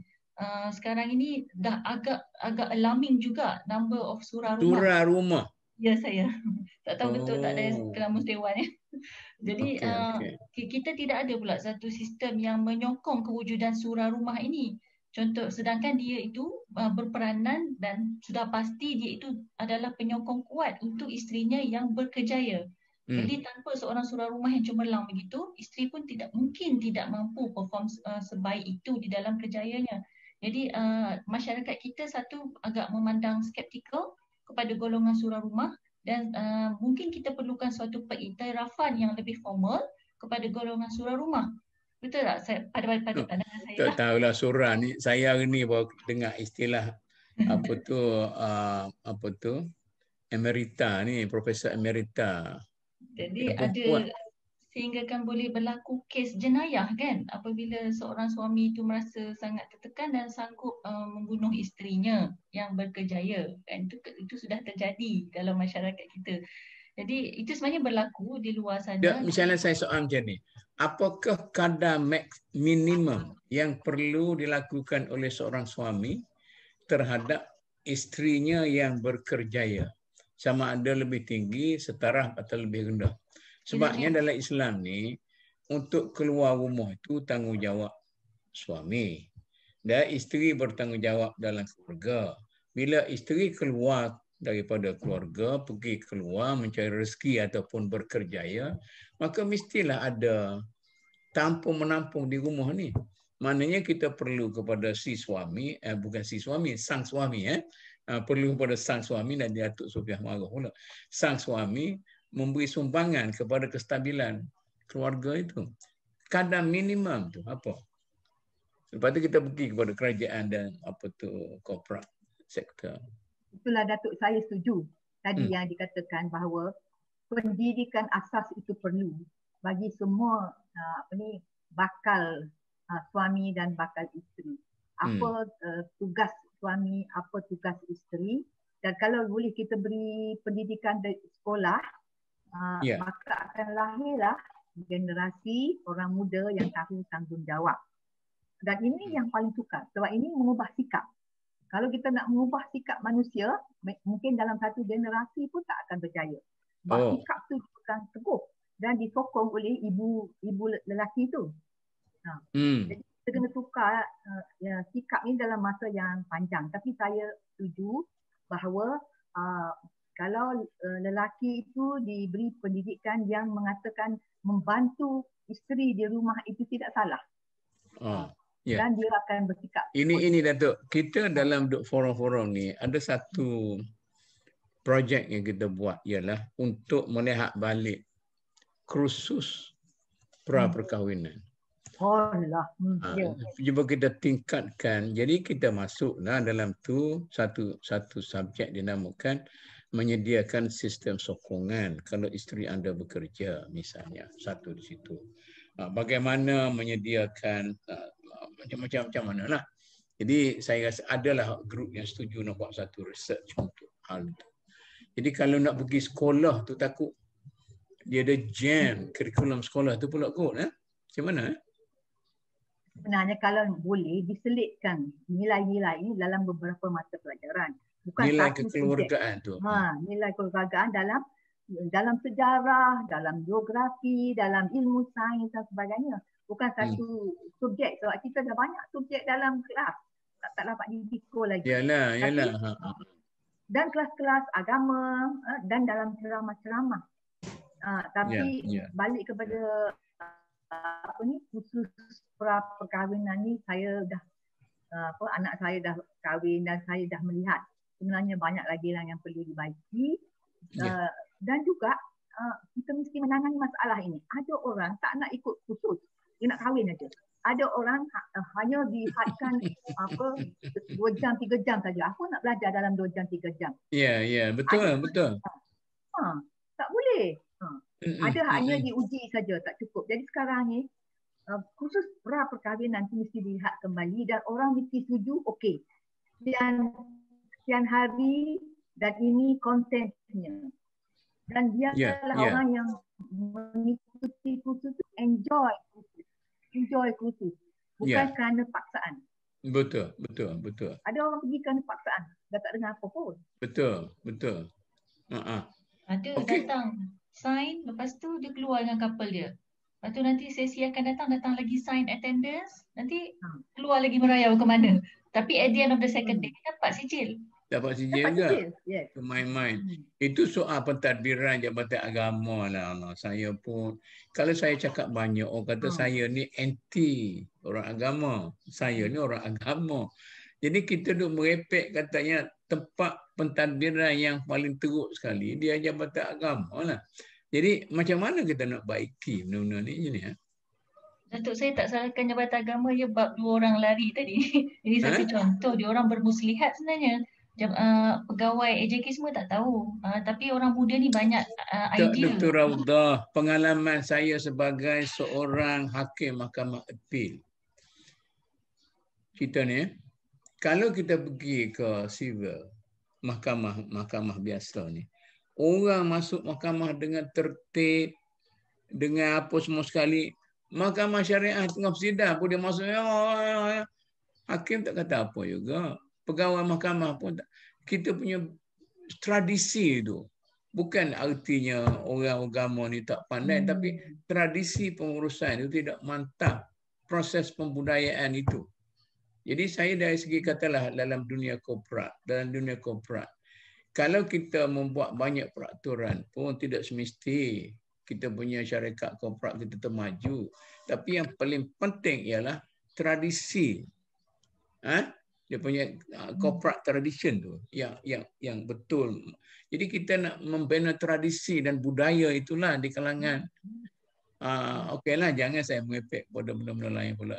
Hari ini nak tumpukan kepada bagaimana keluarga sendiri, timbang balaslah, keluarga sendiri menyediakan satu infrastruktur untuk membina satu sistem sokongan dalam keluarga.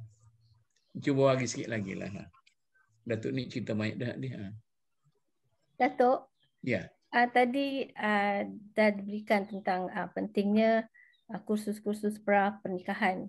Memang saya setuju itu penting. Tapi ada lagi satu perkara yang mungkin juga membantu, iaitu didikan awal. Didikan awal keluarga itu sendiri. Misalnya kalau lahir anak lelaki ni dengan anak perempuan dibezakan. Dia kata kalau perempuan ni mesti kemas rumah, mesti menyapu, mesti cuci baju, mesti cuci piring, mesti masak. Tapi anak lelaki ni tidak. Jadi dia tidak terbiasa dengan membantu keluarga dia. Cuba kita samakan peranan mereka. Misalnya anak lelaki juga mesti jaga, mesti tolong masak, mesti tolong basuh baju, cuci pinggan dan sebagainya, dididik dari kecil. Dan begitu besar dia dia tahu. Ke macam tu, takut dia punya nature tak apa itu tu. Tak. Sedangkan sekarang ni banyak lagi chef-chef yang terdiri daripada orang lelaki. Tidak pun menjejaskan mereka punya. Tapi kalau chef lelaki tu banyaknya lembut. Kelelakian. Arab tak gitu ya. Chef Arab lelaki masih lagi kelihatan kelelakian. Ya ke? Jadi pembahagian tugas tu sebenarnya sudah ada diskriminasi di antara anak lelaki dengan anak perempuan. Jadi bila anak lelaki ni dia membesar, dia tidak tahu membantu keluarganya, dan dengan sendirinya bila dia berkahwin, dia tidak akan membantu isteri dia. Bagi dia, ini semua pekerjaan yang perlu dibuat oleh isteri ataupun orang perempuan, wanita. Jadi di situ, sebab itulah bila ada diberi cuti, lelaki ni pergi main golf, dan perempuan ni dia yang bersusah payah meneruskan perjuangan dia di dalam masa berpantang. Ini kerana didikan awal. Dan saya percaya memang dari awal lelaki ni memang diberikan tugas harian di rumah, membantu dan sebagainya. Dan itu akan terbiasa. Itu yang menjadi budaya sesebuah keluarga. Yalah, itu kita terima lah. Cuma secara teorinya okey, tapi secara praktikalnya, terutama sekali dalam masyarakat kita, dia macam okeylah. Okey. Maknanya dari segi kekeluargaan perlu ada asas, tapi bagaimana nak laksanakan tu tengok kita. Okey, kalau kita tengok keluar daripada keluarga tu, kerajaan, saya rasa untuk masa hadapan, kerajaan kita, saya rasa kerajaan kita ni semakin miskin lah. Kita punya period untuk menjadi seorang kerajaan kaya itu sudah makin menurun. Sekarang ini dia pergi ke Indonesia pula. Ada orang-orang yang pandai membuat telahan. Dia rasa dia pandai membuat telahan. Dia kata, sekarang ini orang Indonesia datang sini bekerja dengan kita. Mungkin dalam masa 10 tahun lagi, kita pula pergi kerja kat sana. Maknanya sudah tukaran generasi sebagainya. Saya nak tengok sejauh mana peranan swasta dalam menyediakan infrastruktur, kemudahan sistem sokongan. Adakah sudah berlaku ataupun masih lagi Cuba tengok kalau dia tunjuk tu kan, tempat orang pegawai koli dia duduk macam bukan manusia sebab dia nak mencari keuntungan besar. Macam mana ni? Siapa dia tahu dari segi ni?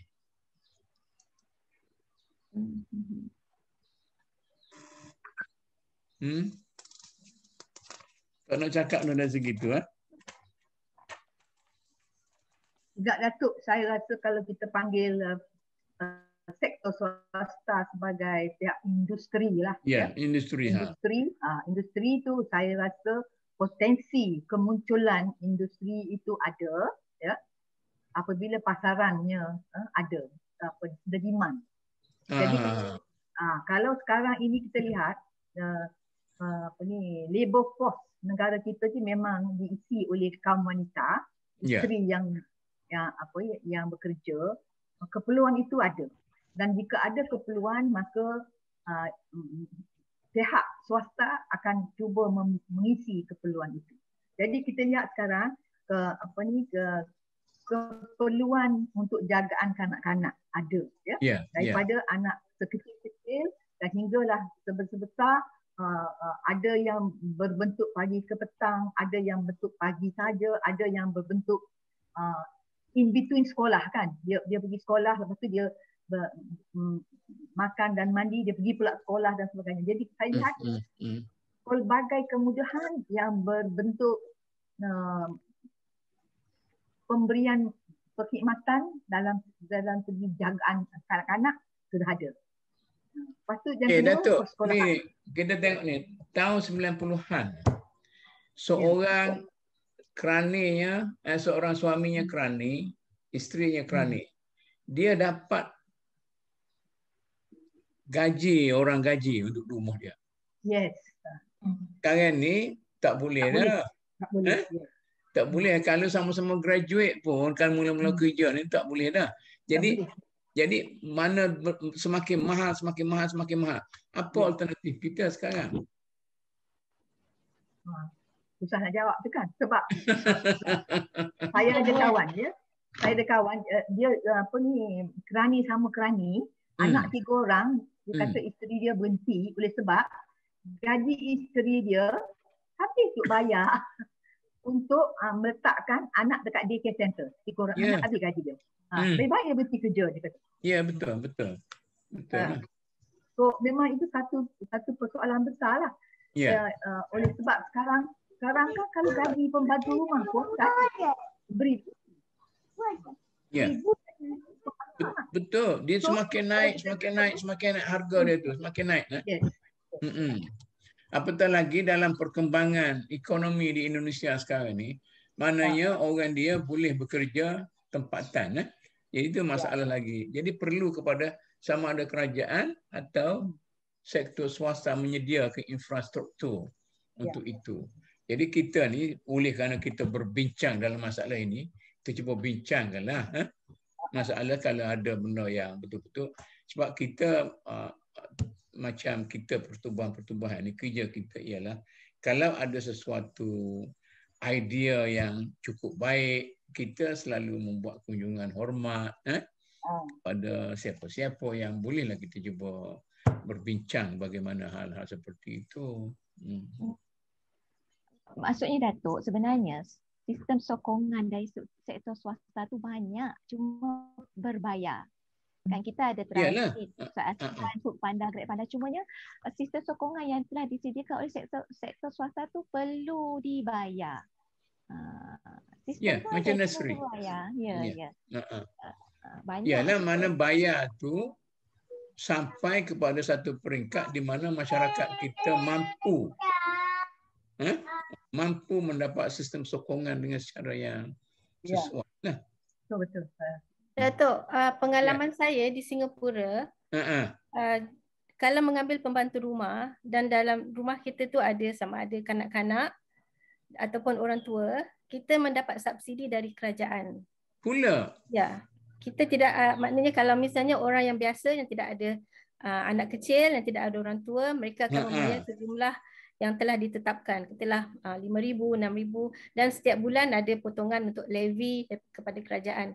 Tetapi sesiapa yang mempunyai orang tua, dan juga kanak-kanak. Levy tu di waive kan kerana mereka ada kanak-kanak dan orang tua. Begitu juga untuk childcare, sekiranya suami isteri tu keluar bekerja dan dia menghantar anak dia ke childcare, kerajaan akan mensubsidi bayaran childcare. Berbanding dengan orang yang isterinya tidak ataupun salah seorang tidak bekerja yang ada di rumah, sekiranya mereka itu mengantar juga anak ke childcare, mereka tidak akan mendapat subsidi. Jadi ini sistem yang lebih memudahkan suami isteri itu untuk bekerja dan suami isteri itu untuk mengambil pembantu rumah jika dia memelihara orang tuanya ataupun dia ada kanak-kanak di rumah. Ya. Jauh lagi kita ni macam mana?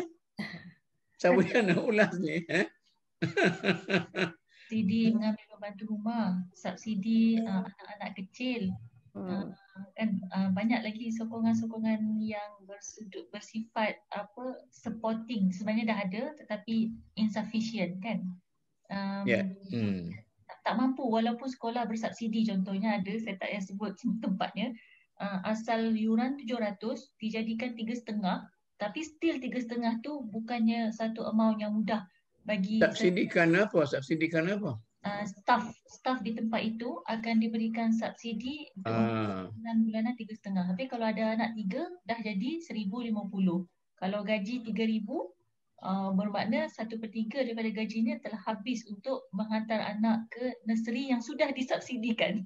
Maknanya persoalannya subsidi itu sebanyak mana? Nanti nak tanya Puan Siti lah. Banding antara Singapura dengan Brunei.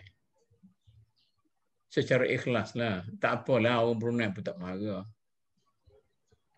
Di Brunei memang dia lebih pada sistem kekeluargaan.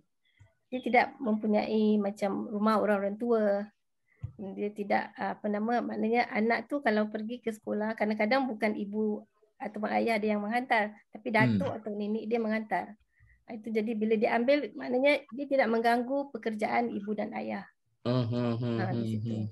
Dan pembantu rumah juga ada, walaupun sekarang harga dah semakin meningkat, tapi kerana ibu bapa tu bekerja dan anak juga ada allowance untuk sekolah, kerajaan membantu dari segi kalau siapa yang bersekolah di sekolah kerajaan tu tidak ada bayaran, tapi siapa yang menghantar anak ke sekolah-sekolah private, mereka juga mendapat subsidi daripada kerajaan. Itu di Brunei. Maknanya lebih kurang lah. Maknanya kalau banding begitu, kita di Malaysia ni maknanya ke belakang lah dari segi benda ni. Tak juga Datuk. Kita negeri yang lebih besar, negeri yang lebih besar, luas kawasannya, terpisah oleh laut dan sebagainya juga. Jadi masalah kita tidak dapat diselesaikan dengan lebih senang berbanding dengan sebuah negara kecil seperti Singapura yang senang ditadbirkan. Pun senang ditadbirkan. Kalau di Malaysia tu konsep pentadbiran di sini Malaysia tu banyak lagi lah yang mesti diatasi. Namun begitu, saya rasa kerajaan sudah mencuba dan kita telah berusaha. Kejayaan yang dicapai itu lambat sikit lah. Tapi usahanya ada, rintangannya banyak. Macamlah kita dengan Indonesia lah. Tak boleh nak banding. Indonesia, negeri yang luas dan ramai orang. Lagi banyak masalahnya. Saya rasa kalau dibandingkan masalah ekonomi, Malaysia dan Indonesia tu lagi sukar nak menyelesaikan masalah ekonomi Indonesia. Tapi kerana dia negara besar, negara yang luas dan kaya juga, mungkin penyelesaian dia tu dari segi ekonomi dia lebih maju dengan lebih pantas berbanding dengan kemajuan ekonomi di Malaysia. Peranan civil society macam mana? Pertubuhan kebajikan, pertubuhan apa semua sekali itu. Kita ni, dalam negara kita ni, banyak pertubuhan ini, dia banyak menyuarakan tuntutan hak. Atau macam mana? Adakah banyak dalam negara kita ni pertubuhan yang melakukan kebajikan kepada masyarakat? Ni orang Saya tak banyak. Saya terlibat dengan beberapa NGO, NGO wanita. Sikap NGO sebenarnya memang membantu masyarakat. Hanya mungkin penyelarasan itu tidak terlalu banyak. Jadi kerajaan tidak interfere. Jadi setiap NGO membuat hala sendiri bergantung pada keadaan mereka. Kalau mereka mendapat bantuan geran daripada kerajaan, kerajaan akan menentukan. Tapi kalau mereka sendiri mempunyai sumber pendapatan sendiri, terpulang kepada NGO. Jadi mungkin kita harus lihatlah bagaimana kita boleh selaraskan sedikit. Tapi saya secara gembira mengatakan bahawa NGO Malaysia ni pada amnya amat baik hati. Dia tak boleh dengar orang dalam kesusahan, dia akan membantu dalam negeri maupun di luar negara.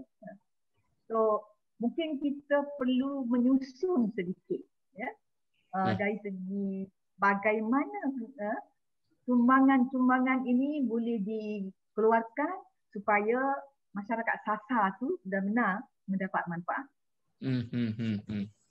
Tapi alhamdulillah NGO civil society kita boleh dikatakan agak memuaskan. Perhatian. Prihatin, amat prihatin. Kadang-kadang kalau luar negeri tu, kadang-kadang tu kena kelentur orang pun ada lah. Tapi bangsa kita sangat prihatin kepada orang luar. Prihatin, ya. Kalau berkorban, Kemboja itu memang banyaklah sekarang, tapi ke Afrika, Sudan dan sebagainya. Macam-macam lagi nak telaga lah apa semua sekali. Kalau untuk berbuka puasa dan sebagainya itu banyak. Sumbangan di dalam dan di luar negara. Saya rasa kita semuanya on the whole lah. Ya. Ada apa-apa ulasan lain lagi? Okey, tadi Datuk ni sebut secara formal lah, maksudnya NGO yang ada. Tetapi kita tak boleh juga memandang ringan terhadap pertubuhan yang bukan rasmi. Contohnya kalau macam saya, bila saya nak cari satu sistem sokongan yang boleh menyokong saya untuk tujuan tertentu. Contoh saya involve dalam persatuan menyusu untuk dapatkan input-input macam mana nak menyusu anak yang terbaik. Lepas tu kita ada sokongan untuk mengajar anak PDPR. Sekarang PDPR kan. Jadi kita involve dalam kita tak kata pertubuhan, dalam grup, okey? Grup WhatsApp grup yang ada tu sedikit sebanyak membantu kita walaupun kita tidak memberi nasihat.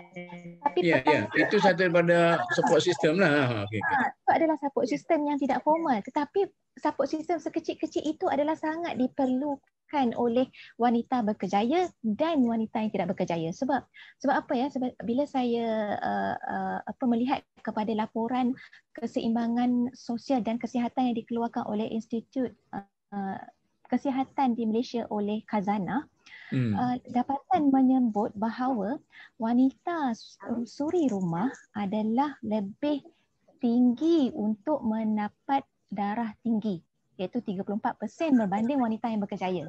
Okay. Bila kita lihat dapatan begitu, maksudnya suri rumah ini mereka hanya bergantung kepada sistem sokongan keluarga, pasangan. Okay, berbanding dengan wanita yang berkejaya. Berkejaya mereka ada banyak sistem di luar, rakan sekerja, komuniti, persatuan surau dan sebagainya. Okay, jadi setiap sebab itulah kajian yang dibuat oleh Dr. Grish Brush yang menyebut bahawa semakin banyak peranan wanita, maka semakin kurang kadar tekanan yang ada. Okay. Maknanya dia kena aktif lah. Ya, dia kena aktif. Maksudnya tanggungjawab siapa? Tanggungjawab diri kita sendiri untuk melibatkan diri. Kalau kita tak bekerja, kita libatkan diri dengan persatuan surau. Tak semestinya kita kena pergi surau sebab kita ada anak kecil. Kita boleh masuk dalam grup surau. Kita dengar secara online. Okay, itu adalah support system yang bukan formal, tapi sebenarnya support system sebegitu sangat penting. Okay, saya sebagai ibu muda yang ada banyak lagi anak-anak kecil ni, bila kita kata support sih bukanlah sekadar secara rasmi melalui rakan sekerja, tetapi juga dengan teknologi boleh dapatkan banyak support system di luar sana, walaupun kita tak perlu keluar. Maknanya selain daripada kerajaan, majikan, pertubuhan-pertubuhan, orang perseorangan pun boleh memberi tawaran. Kerajaan pun kita seperti mana Datuk sebut tadi, banyak kekangannya sebab kita semakin mengalami ekonomi kita semakin ya, majikan sebenarnya. Ya, orang perseorangan boleh ha? Macam mana pandangan? Nampak sistem rohani kot yang saya faham daripada Dr. Fahimah tadi. Dia bukan kerohanian tu. Dia orang perseorangan, dia buat satu grup menawarkan nasihat dia bagaimana memberi penyusuan anak yang betul. Mungkin boleh memudahkan hidup tu lah. Sebab tu terlibat dengan grup-grup warga emas, sistem melalui WhatsApp group. Mereka buat perjumpaan setiap minggu untuk berkongsi pengalaman hidup, pengalaman ibadah, haji, umrah, dan bagi mereka itu sesuatu yang sangat bermakna. Betul lah tu support system. Lepas tu ibu menyusu, grup ibu menyusu saling berkongsi tips bagaimana menyimpan susuan, memastikan susu tetap berkhasiat walaupun dibekukan dan lain sebagainya kan. Ada dua perkara berkaitan dengan ini. Ialah kita mempunyai support system, tetapi ada di antaranya tidak dilaksanakan dengan baik dan berkesan. So pertama saya rasa kita patut kaji dan baiki sistem yang sedia ada supaya berkesan. Saya beri contoh. Misalnya dia kata sistem zakat, ya. Katanya zakat tu banyak duit. Tapi tidak diedarkan kepada orang yang layak, ya. Pengedaran zakat tu tidak betul bagi setengah-setengah negeri. Jadi kita kalau boleh kita baiki keadaan itu supaya betul-betul asnaf yang memerlukan itu mendapat. Itu satu. Dan satu lagi ialah banyak tapi dia simpan dan dia bermegah dengan hakikat bahawa bank account dia besar. Kalau sekarang saya lihat sudah satu trend masjid membuka macam gerobok almari dengan makanan untuk diambil oleh sesiapa yang memerlukan, ya. Jadi dapat sistem itu berkesan. Ada orang yang memang dia perlu tapi dia tak akan datang ambil semua. Dia ambil, katalah dia perlu susu untuk bayinya. Dia datang ambil susu saja, lepas dia balik. Dia tak ambil benda lain. Jadi kalau kita boleh menghidupkan benda ni yang senang saja. Derma ke surau dan masjid banyak. Zakat banyak. Kalau boleh disalurkan dengan pentadbiran yang berkesan dan betul. Itu ketemannya support system tu, sistem sokongan tu ada. Tapi pelaksanaannya kurang berkesan. Ya, itu satu tajuk yang orang macam saya ni pun tak tahu nak buat sampai kita suruh jadi sampai peringkat merepek kan. Kita nampak bahawa pengurusan itu tidak berkesan. Tetapi dia tetap, katakanlah masjid. Dia dapat, ada masjid dapat 20,000 seminggu pun ada, 20-30,000 seminggu. Tapi dia buat pagar cantik, dia buat anak-anak macam ni. Ingatlah Datuk Nik ingat dalam Senate dulu masa Datuk Nik ada lagi dalam Senate kot. Bila naik Chancellor duk merepek tiap-tiap college tu, dia buat pagar lagi. Dah kita dah dalam kampus dah. College-college tu buat pagar lagi. Dia untuk bisnes dia ingat. Itu benda macam tu yang jadi masalah. Jadi sekarang ni tidak menimbulkan kesedaran. maknanya kita benda tu ada kan, asas tu ada. Tapi pengurusan sistem sokongan tidak begitu berkesan. Itu satu benda lagi lah. Baiklah, sebagai wanita lah, paling minimum sistem sokongan yang kita perlukan. Paling minimum apa? Pengalaman lah, orang-orang muda terutama sekali orang tua pun dia ada dia punya keperluan juga. Paling kurang, kalau dia dapat anak, dia perlu orang jaga anak dia. Siapa dia nak sediakan makanan, dia tak ada masa. Dia perlu pergi restoran sama-sama ke? Macam mana?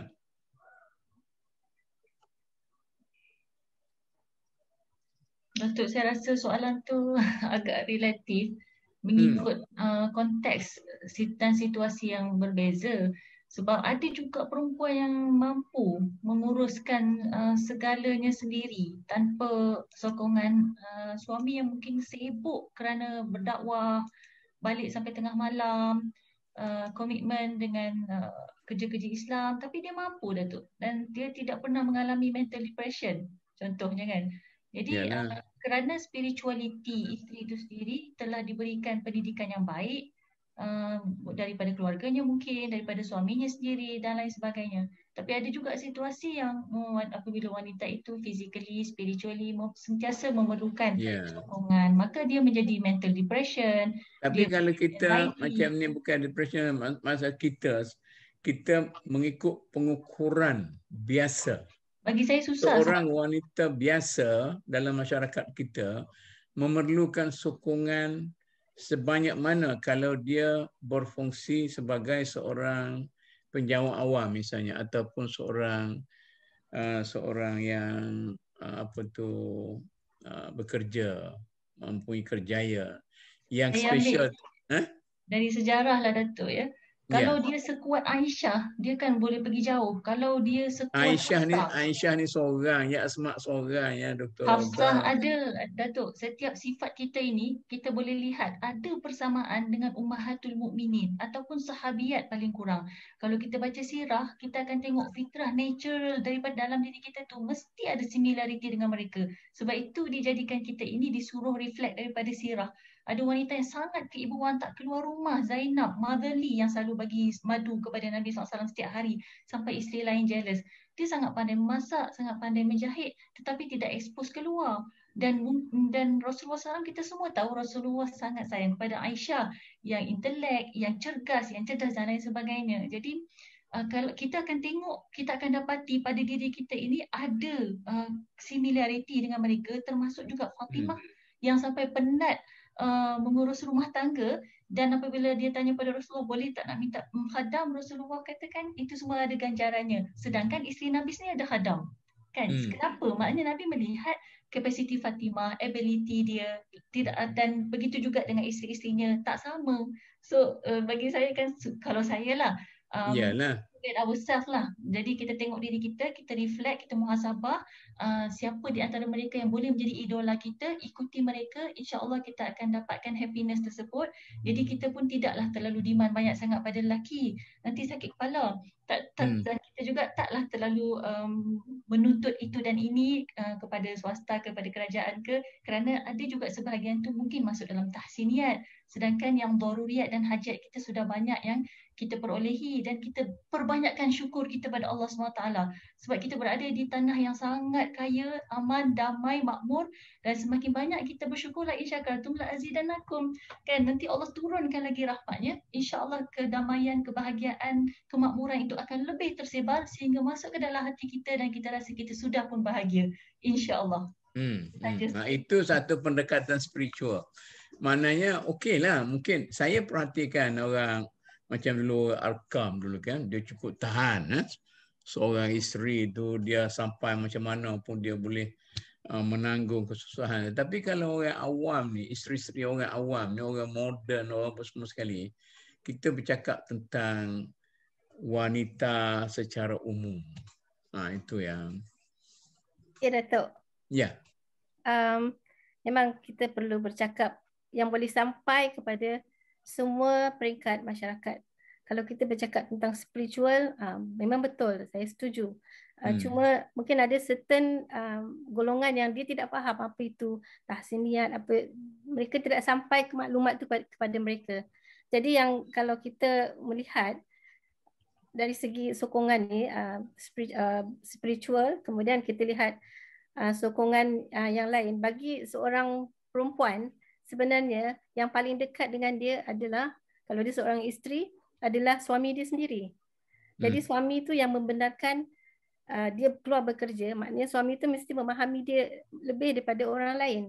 Jadi kalau misalnya dia pulang ke rumah, dia pun penat juga bekerja, suami pun penat. Tapi bila dia pulang ke rumah, mesti suami itu beri kerjasama yang baik. Misalnya dia kata, awak nak makan apa hari ni? Tidak semestinya perempuan tu yang balik ke rumah, dia pula yang bertanya, awak nak makan apa hari ni, saya kena masak ni. Jadi di situ nampak perempuan tu lebih dibebani oleh semua kerja-kerja dan juga masalah yang ada. Jadi suami tu mesti bekerjasama sebab dia once dia membenarkan isteri dia keluar, maknanya dia juga mesti membuat sesuatu yang boleh membantu isteri dia bila isteri dia pulang nanti.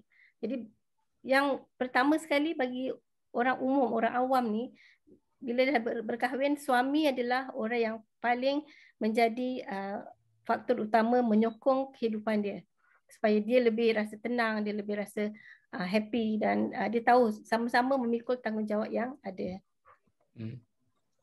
Daripada suami? Saya nak tambah sikitlah ya. Memang saya setuju kalau seorang wanita yang sudah mendirikan rumah tangga dan mempunyai kerjaya, sokongan suami itu penting. Kalau suami tak memberi sokongan, ya, suami pula menghalang macam-macam hal, maka dia tidak happy, maka hidupnya tak akan senanglah. Jadi pertama-tamanya keluarga lah. Masukkan juga ibu bapa, sanak-sanak. Kalau dia gembira dalam keadaan keluarga kecilnya itu, kemudian keluarga besarnya, insya-Allah. Tapi wanita tu mesti mempunyai ketegahan, keteguhan dalam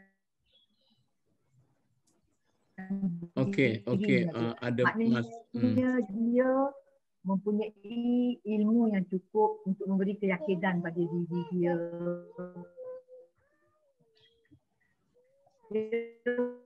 Dr. Fahimah macam tu lah lain Dr. Fahimah tadi. Okey, mungkin Datuk ni ada masalah. Apa yang ditimbulkan oleh Dr. Raudah tadi?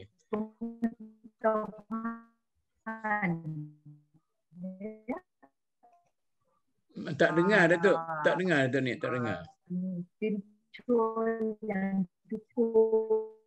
Okey, tak dengar. Cuba mencelah macam mana orang lain. Tak dengar. Dia lain tak. Mungkin hujan kot di belah Putu Taman Tun. Hujan.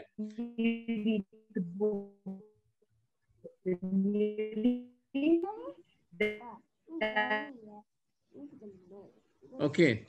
Macam mana yang ditimbulkan oleh Dr. Raudah tadi ialah cara kita mengurangkan tekanan untuk mendapat sokongan itu ialah kerana kita menggunakan spiritual punya pendekatan. Itu pun satu hal juga. Contohnya biar kita tengok macam mana Dr. Raudah. Selain daripada spiritual tadilah. Spiritual tu okey lah. Sebab kalau kita tengok manusia ini kan memang diciptakan yang kekal abadi hanyalah roh. Kan? Jadi roh itu yang bersifat asal dan bersifat abadi selama-lamanya. Daripada roh itu membawa kekuatan kepada jasmani. Roh itu adalah hati. Hati itu bukanlah exactly the same, adalah dispute di sana. Cuma nak mudah ceritanya tu datang pada hati, al-qalb. Dan al-qalb itulah yang akan menentukan kekuatan manusia itu spiritually dan physically. Orang yang hatinya dipandu oleh Allah Subhanahu Wa Taala, dia akan melihat segala aspek itu daripada sudut pandang yang indah, bahawa itu semua adalah daripada ciptaan dan keseni Allah Subhanahu Wa Taala di dalam perjalanan kehidupan sebagai suatu ujian yang menjanjikan ganjaran. Dan semakin berat ujian itu, maka semakin besarlah ganjarannya. Dan kita juga bagi orang yang beriman, kita sangat bertuah kerana kita sentiasa melihat kehidupan ini daripada dua dimensi. Dimensi yang sekarang dan juga dimensi yang kekal abadi di akhirat sana. Itu akan memberikan kita spiritual contentment dalam apa jua situasi dan juga cabaran. Jadi kita seharusnya take it in that way. Saya nak baca risalah tu tak sempat. Jadi bukan orang tertentu sahaja sebenarnya yang patut menikmati nikmat spiritual contentment ini, tapi dia sebenarnya untuk semua orang. InsyaAllah. Okey. Okey, Dr. Fahimah, apa nak kata? saya setujulah ya dengan apa yang disebut oleh Datuk Nik, Dr. Raudatul, Puan Siti. Sebenarnya sistem sokongan yang paling kurang yang perlu ada bagi seorang wanita tu adalah daripada pasangan dan keluarga. Okay? Kerana kalau kita dikelilingi, kita ada banyak support system yang lain, rakan sekerja, komuniti, tapi ada dalam kalangan mereka yang toxic people. So, kurang-kurangnya bila kita balik ke rumah, kita ada pasangan yang memahami, bukanlah kalau tak membantu sekalipun kerja rumah, tapi menjadi pendengar. Itu adalah salah satu sokongan moral yang diperolehi oleh wanita. Apatah lagi wanita suri rumah yang tiada support system lain di luar sana, maka suami dan keluarga itu adalah tunjang kepada ketenangan dia. Itu yang saya kata, maksudnya kita tak boleh nak nafikan bahawa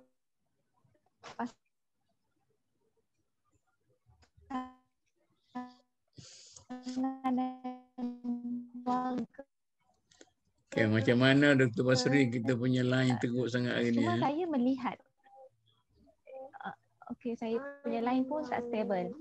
Jadi paling utama saya pasangan, dan tingkat seterusnya barulah ibu, ayah, anak.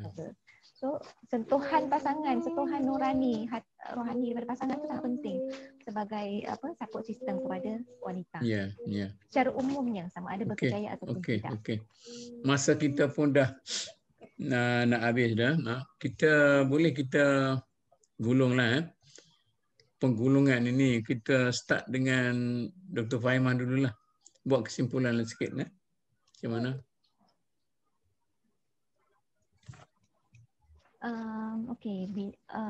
Support system ni sebenarnya maksudnya kita perlukan support system, maksudnya kita nak menerima daripada sistem sokongan yang ada.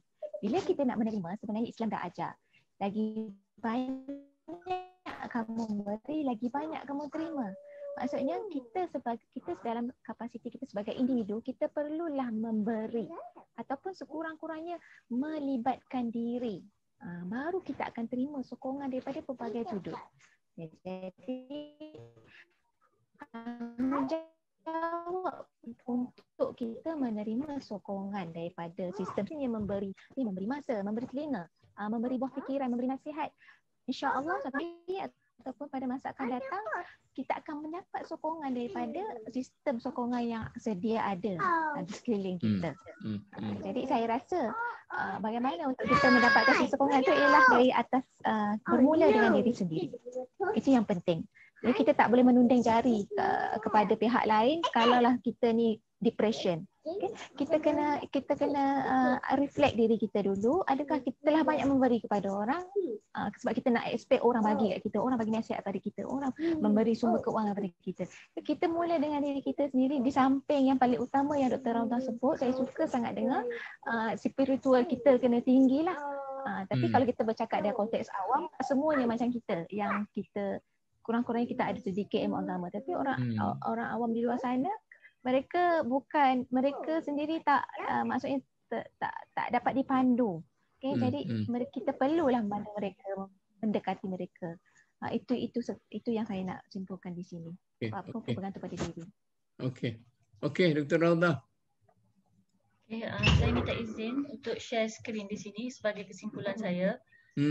Jadi untuk dikongsikan dengan semua orang lah, termasuk diri saya sendiri, supaya manusia ini meluaskan perspektif pandangannya, bahawa dalam hakikat kehidupan kita ada Allah, kita berurusan dengan Allah sepanjang masa. Kita juga berhadapan dan berada di alam semesta, dan kita berinteraksi dengan alam semesta, dan kita juga ada diri kita sendiri yang sebenarnya adalah satu elemen kosmos yang sangat kecil jika dibandingkan segala yang ada di sekitar kita. Jadi ini konsep Tuhan, manusia dan alam lah ni. Ya, jadi bila kita melihat betapa luasnya konsep yang ada dalam hidup kita ini, maka kita akan sentiasa merasakan sokongan itu, sarana itu ada di keliling kita, dapatkan ia dan carikan dia, susunkan dia, sistemkan dia, kerana kita memiliki akal dan kita memiliki jiwa. Jadi selagi mana akal dan jiwa kita ini diberikan dengan santapan rohani yang tepat, insya-Allah maka kita akan merasakan bahawa segala yang ada, pasangan, keluarga, anak-anak adalah penyokong kita, dan itulah sarana sistem penyokong kita. Anak pun dah berbunyi dah. Terima kasih Datuk. Okey, Puan Siti. Saya simpulkan di sini bahawa bila kita bercakap tentang support system terhadap untuk wanita, kita tidak boleh fokus pada wanita itu sendiri, wanita itu sahaja, sebab wanita itu tidak berdiri sendiri dalam masyarakat. Dan untuk macam kita mesti mengetahui bahawa human is always in relationship. Maknanya kita berhubung dengan siapa-siapa saja. Kita bukan hidup sendiri. Jadi untuk kita fokuskan kalau wanita ni mesti kena wanita itu sendiri yang berusaha, tidak. Sebab ada support system yang lain. Di support system dari suami, dari keluarga, dari kerajaan, dari surrounding kita yang semuanya sama-sama sebagai supporting system kepada sistem yang kita ada untuk support setiap wanita yang kita nak bantu. Jadi itu dia, sama ada kita mempunyai relationship. Saya bersetuju dengan Dr. Rauda yang kita ini mesti ada hubungan dengan Allah. Itu memang kita tidak boleh elakkan. Memang itu sebagai satu yang paling asas. Itu juga adalah relationship. Kedua dengan manusia. Jadi dengan manusia ini terdiri daripada berbagai-bagai faktor, berbagai-bagai surrounding kita, yang sebagaimana saya katakan tadi, suami, keluarga, kemudian mertua dan sistem-sistem yang lain yang berada di sekitar kita. Jadi kita kena ingat perempuan itu juga adalah manusia dan dia perlu berhubung, dan semua yang ada di sekeliling kita ni memberi sokongan kepada sistem yang kita buat. Jadi tidak bersendiri. Jadi di antara satu sistem dengan sistem yang lain saling berkait dan berhubung. Itu Datuk. Okey, terima kasih. Nampaknya Datuk ni dia punya masalah masalah lain dia kan.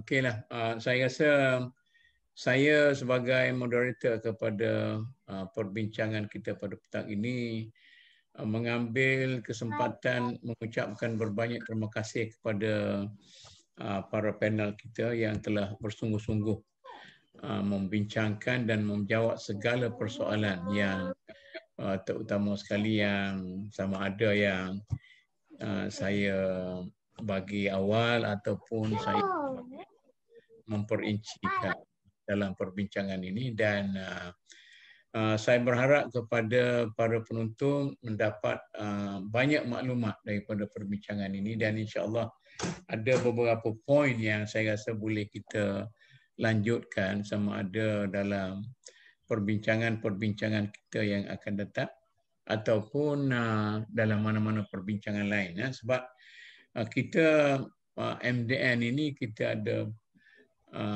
perbincangan macam ini hampir pada setiap hari. Maknanya dalam satu minggu itu sampai 7-8. Cuma yang saya kelolakan ini ialah satu yang agak di luar sikit daripada yang semua dilakukan itu, dan kita harap akan mendapat faedah kepada masyarakat kita. Akhir sekali saya sekali lagi mengucapkan banyak terima kasih kepada para panel, dan insya-Allah kita jumpa pula dalam sesi yang lain.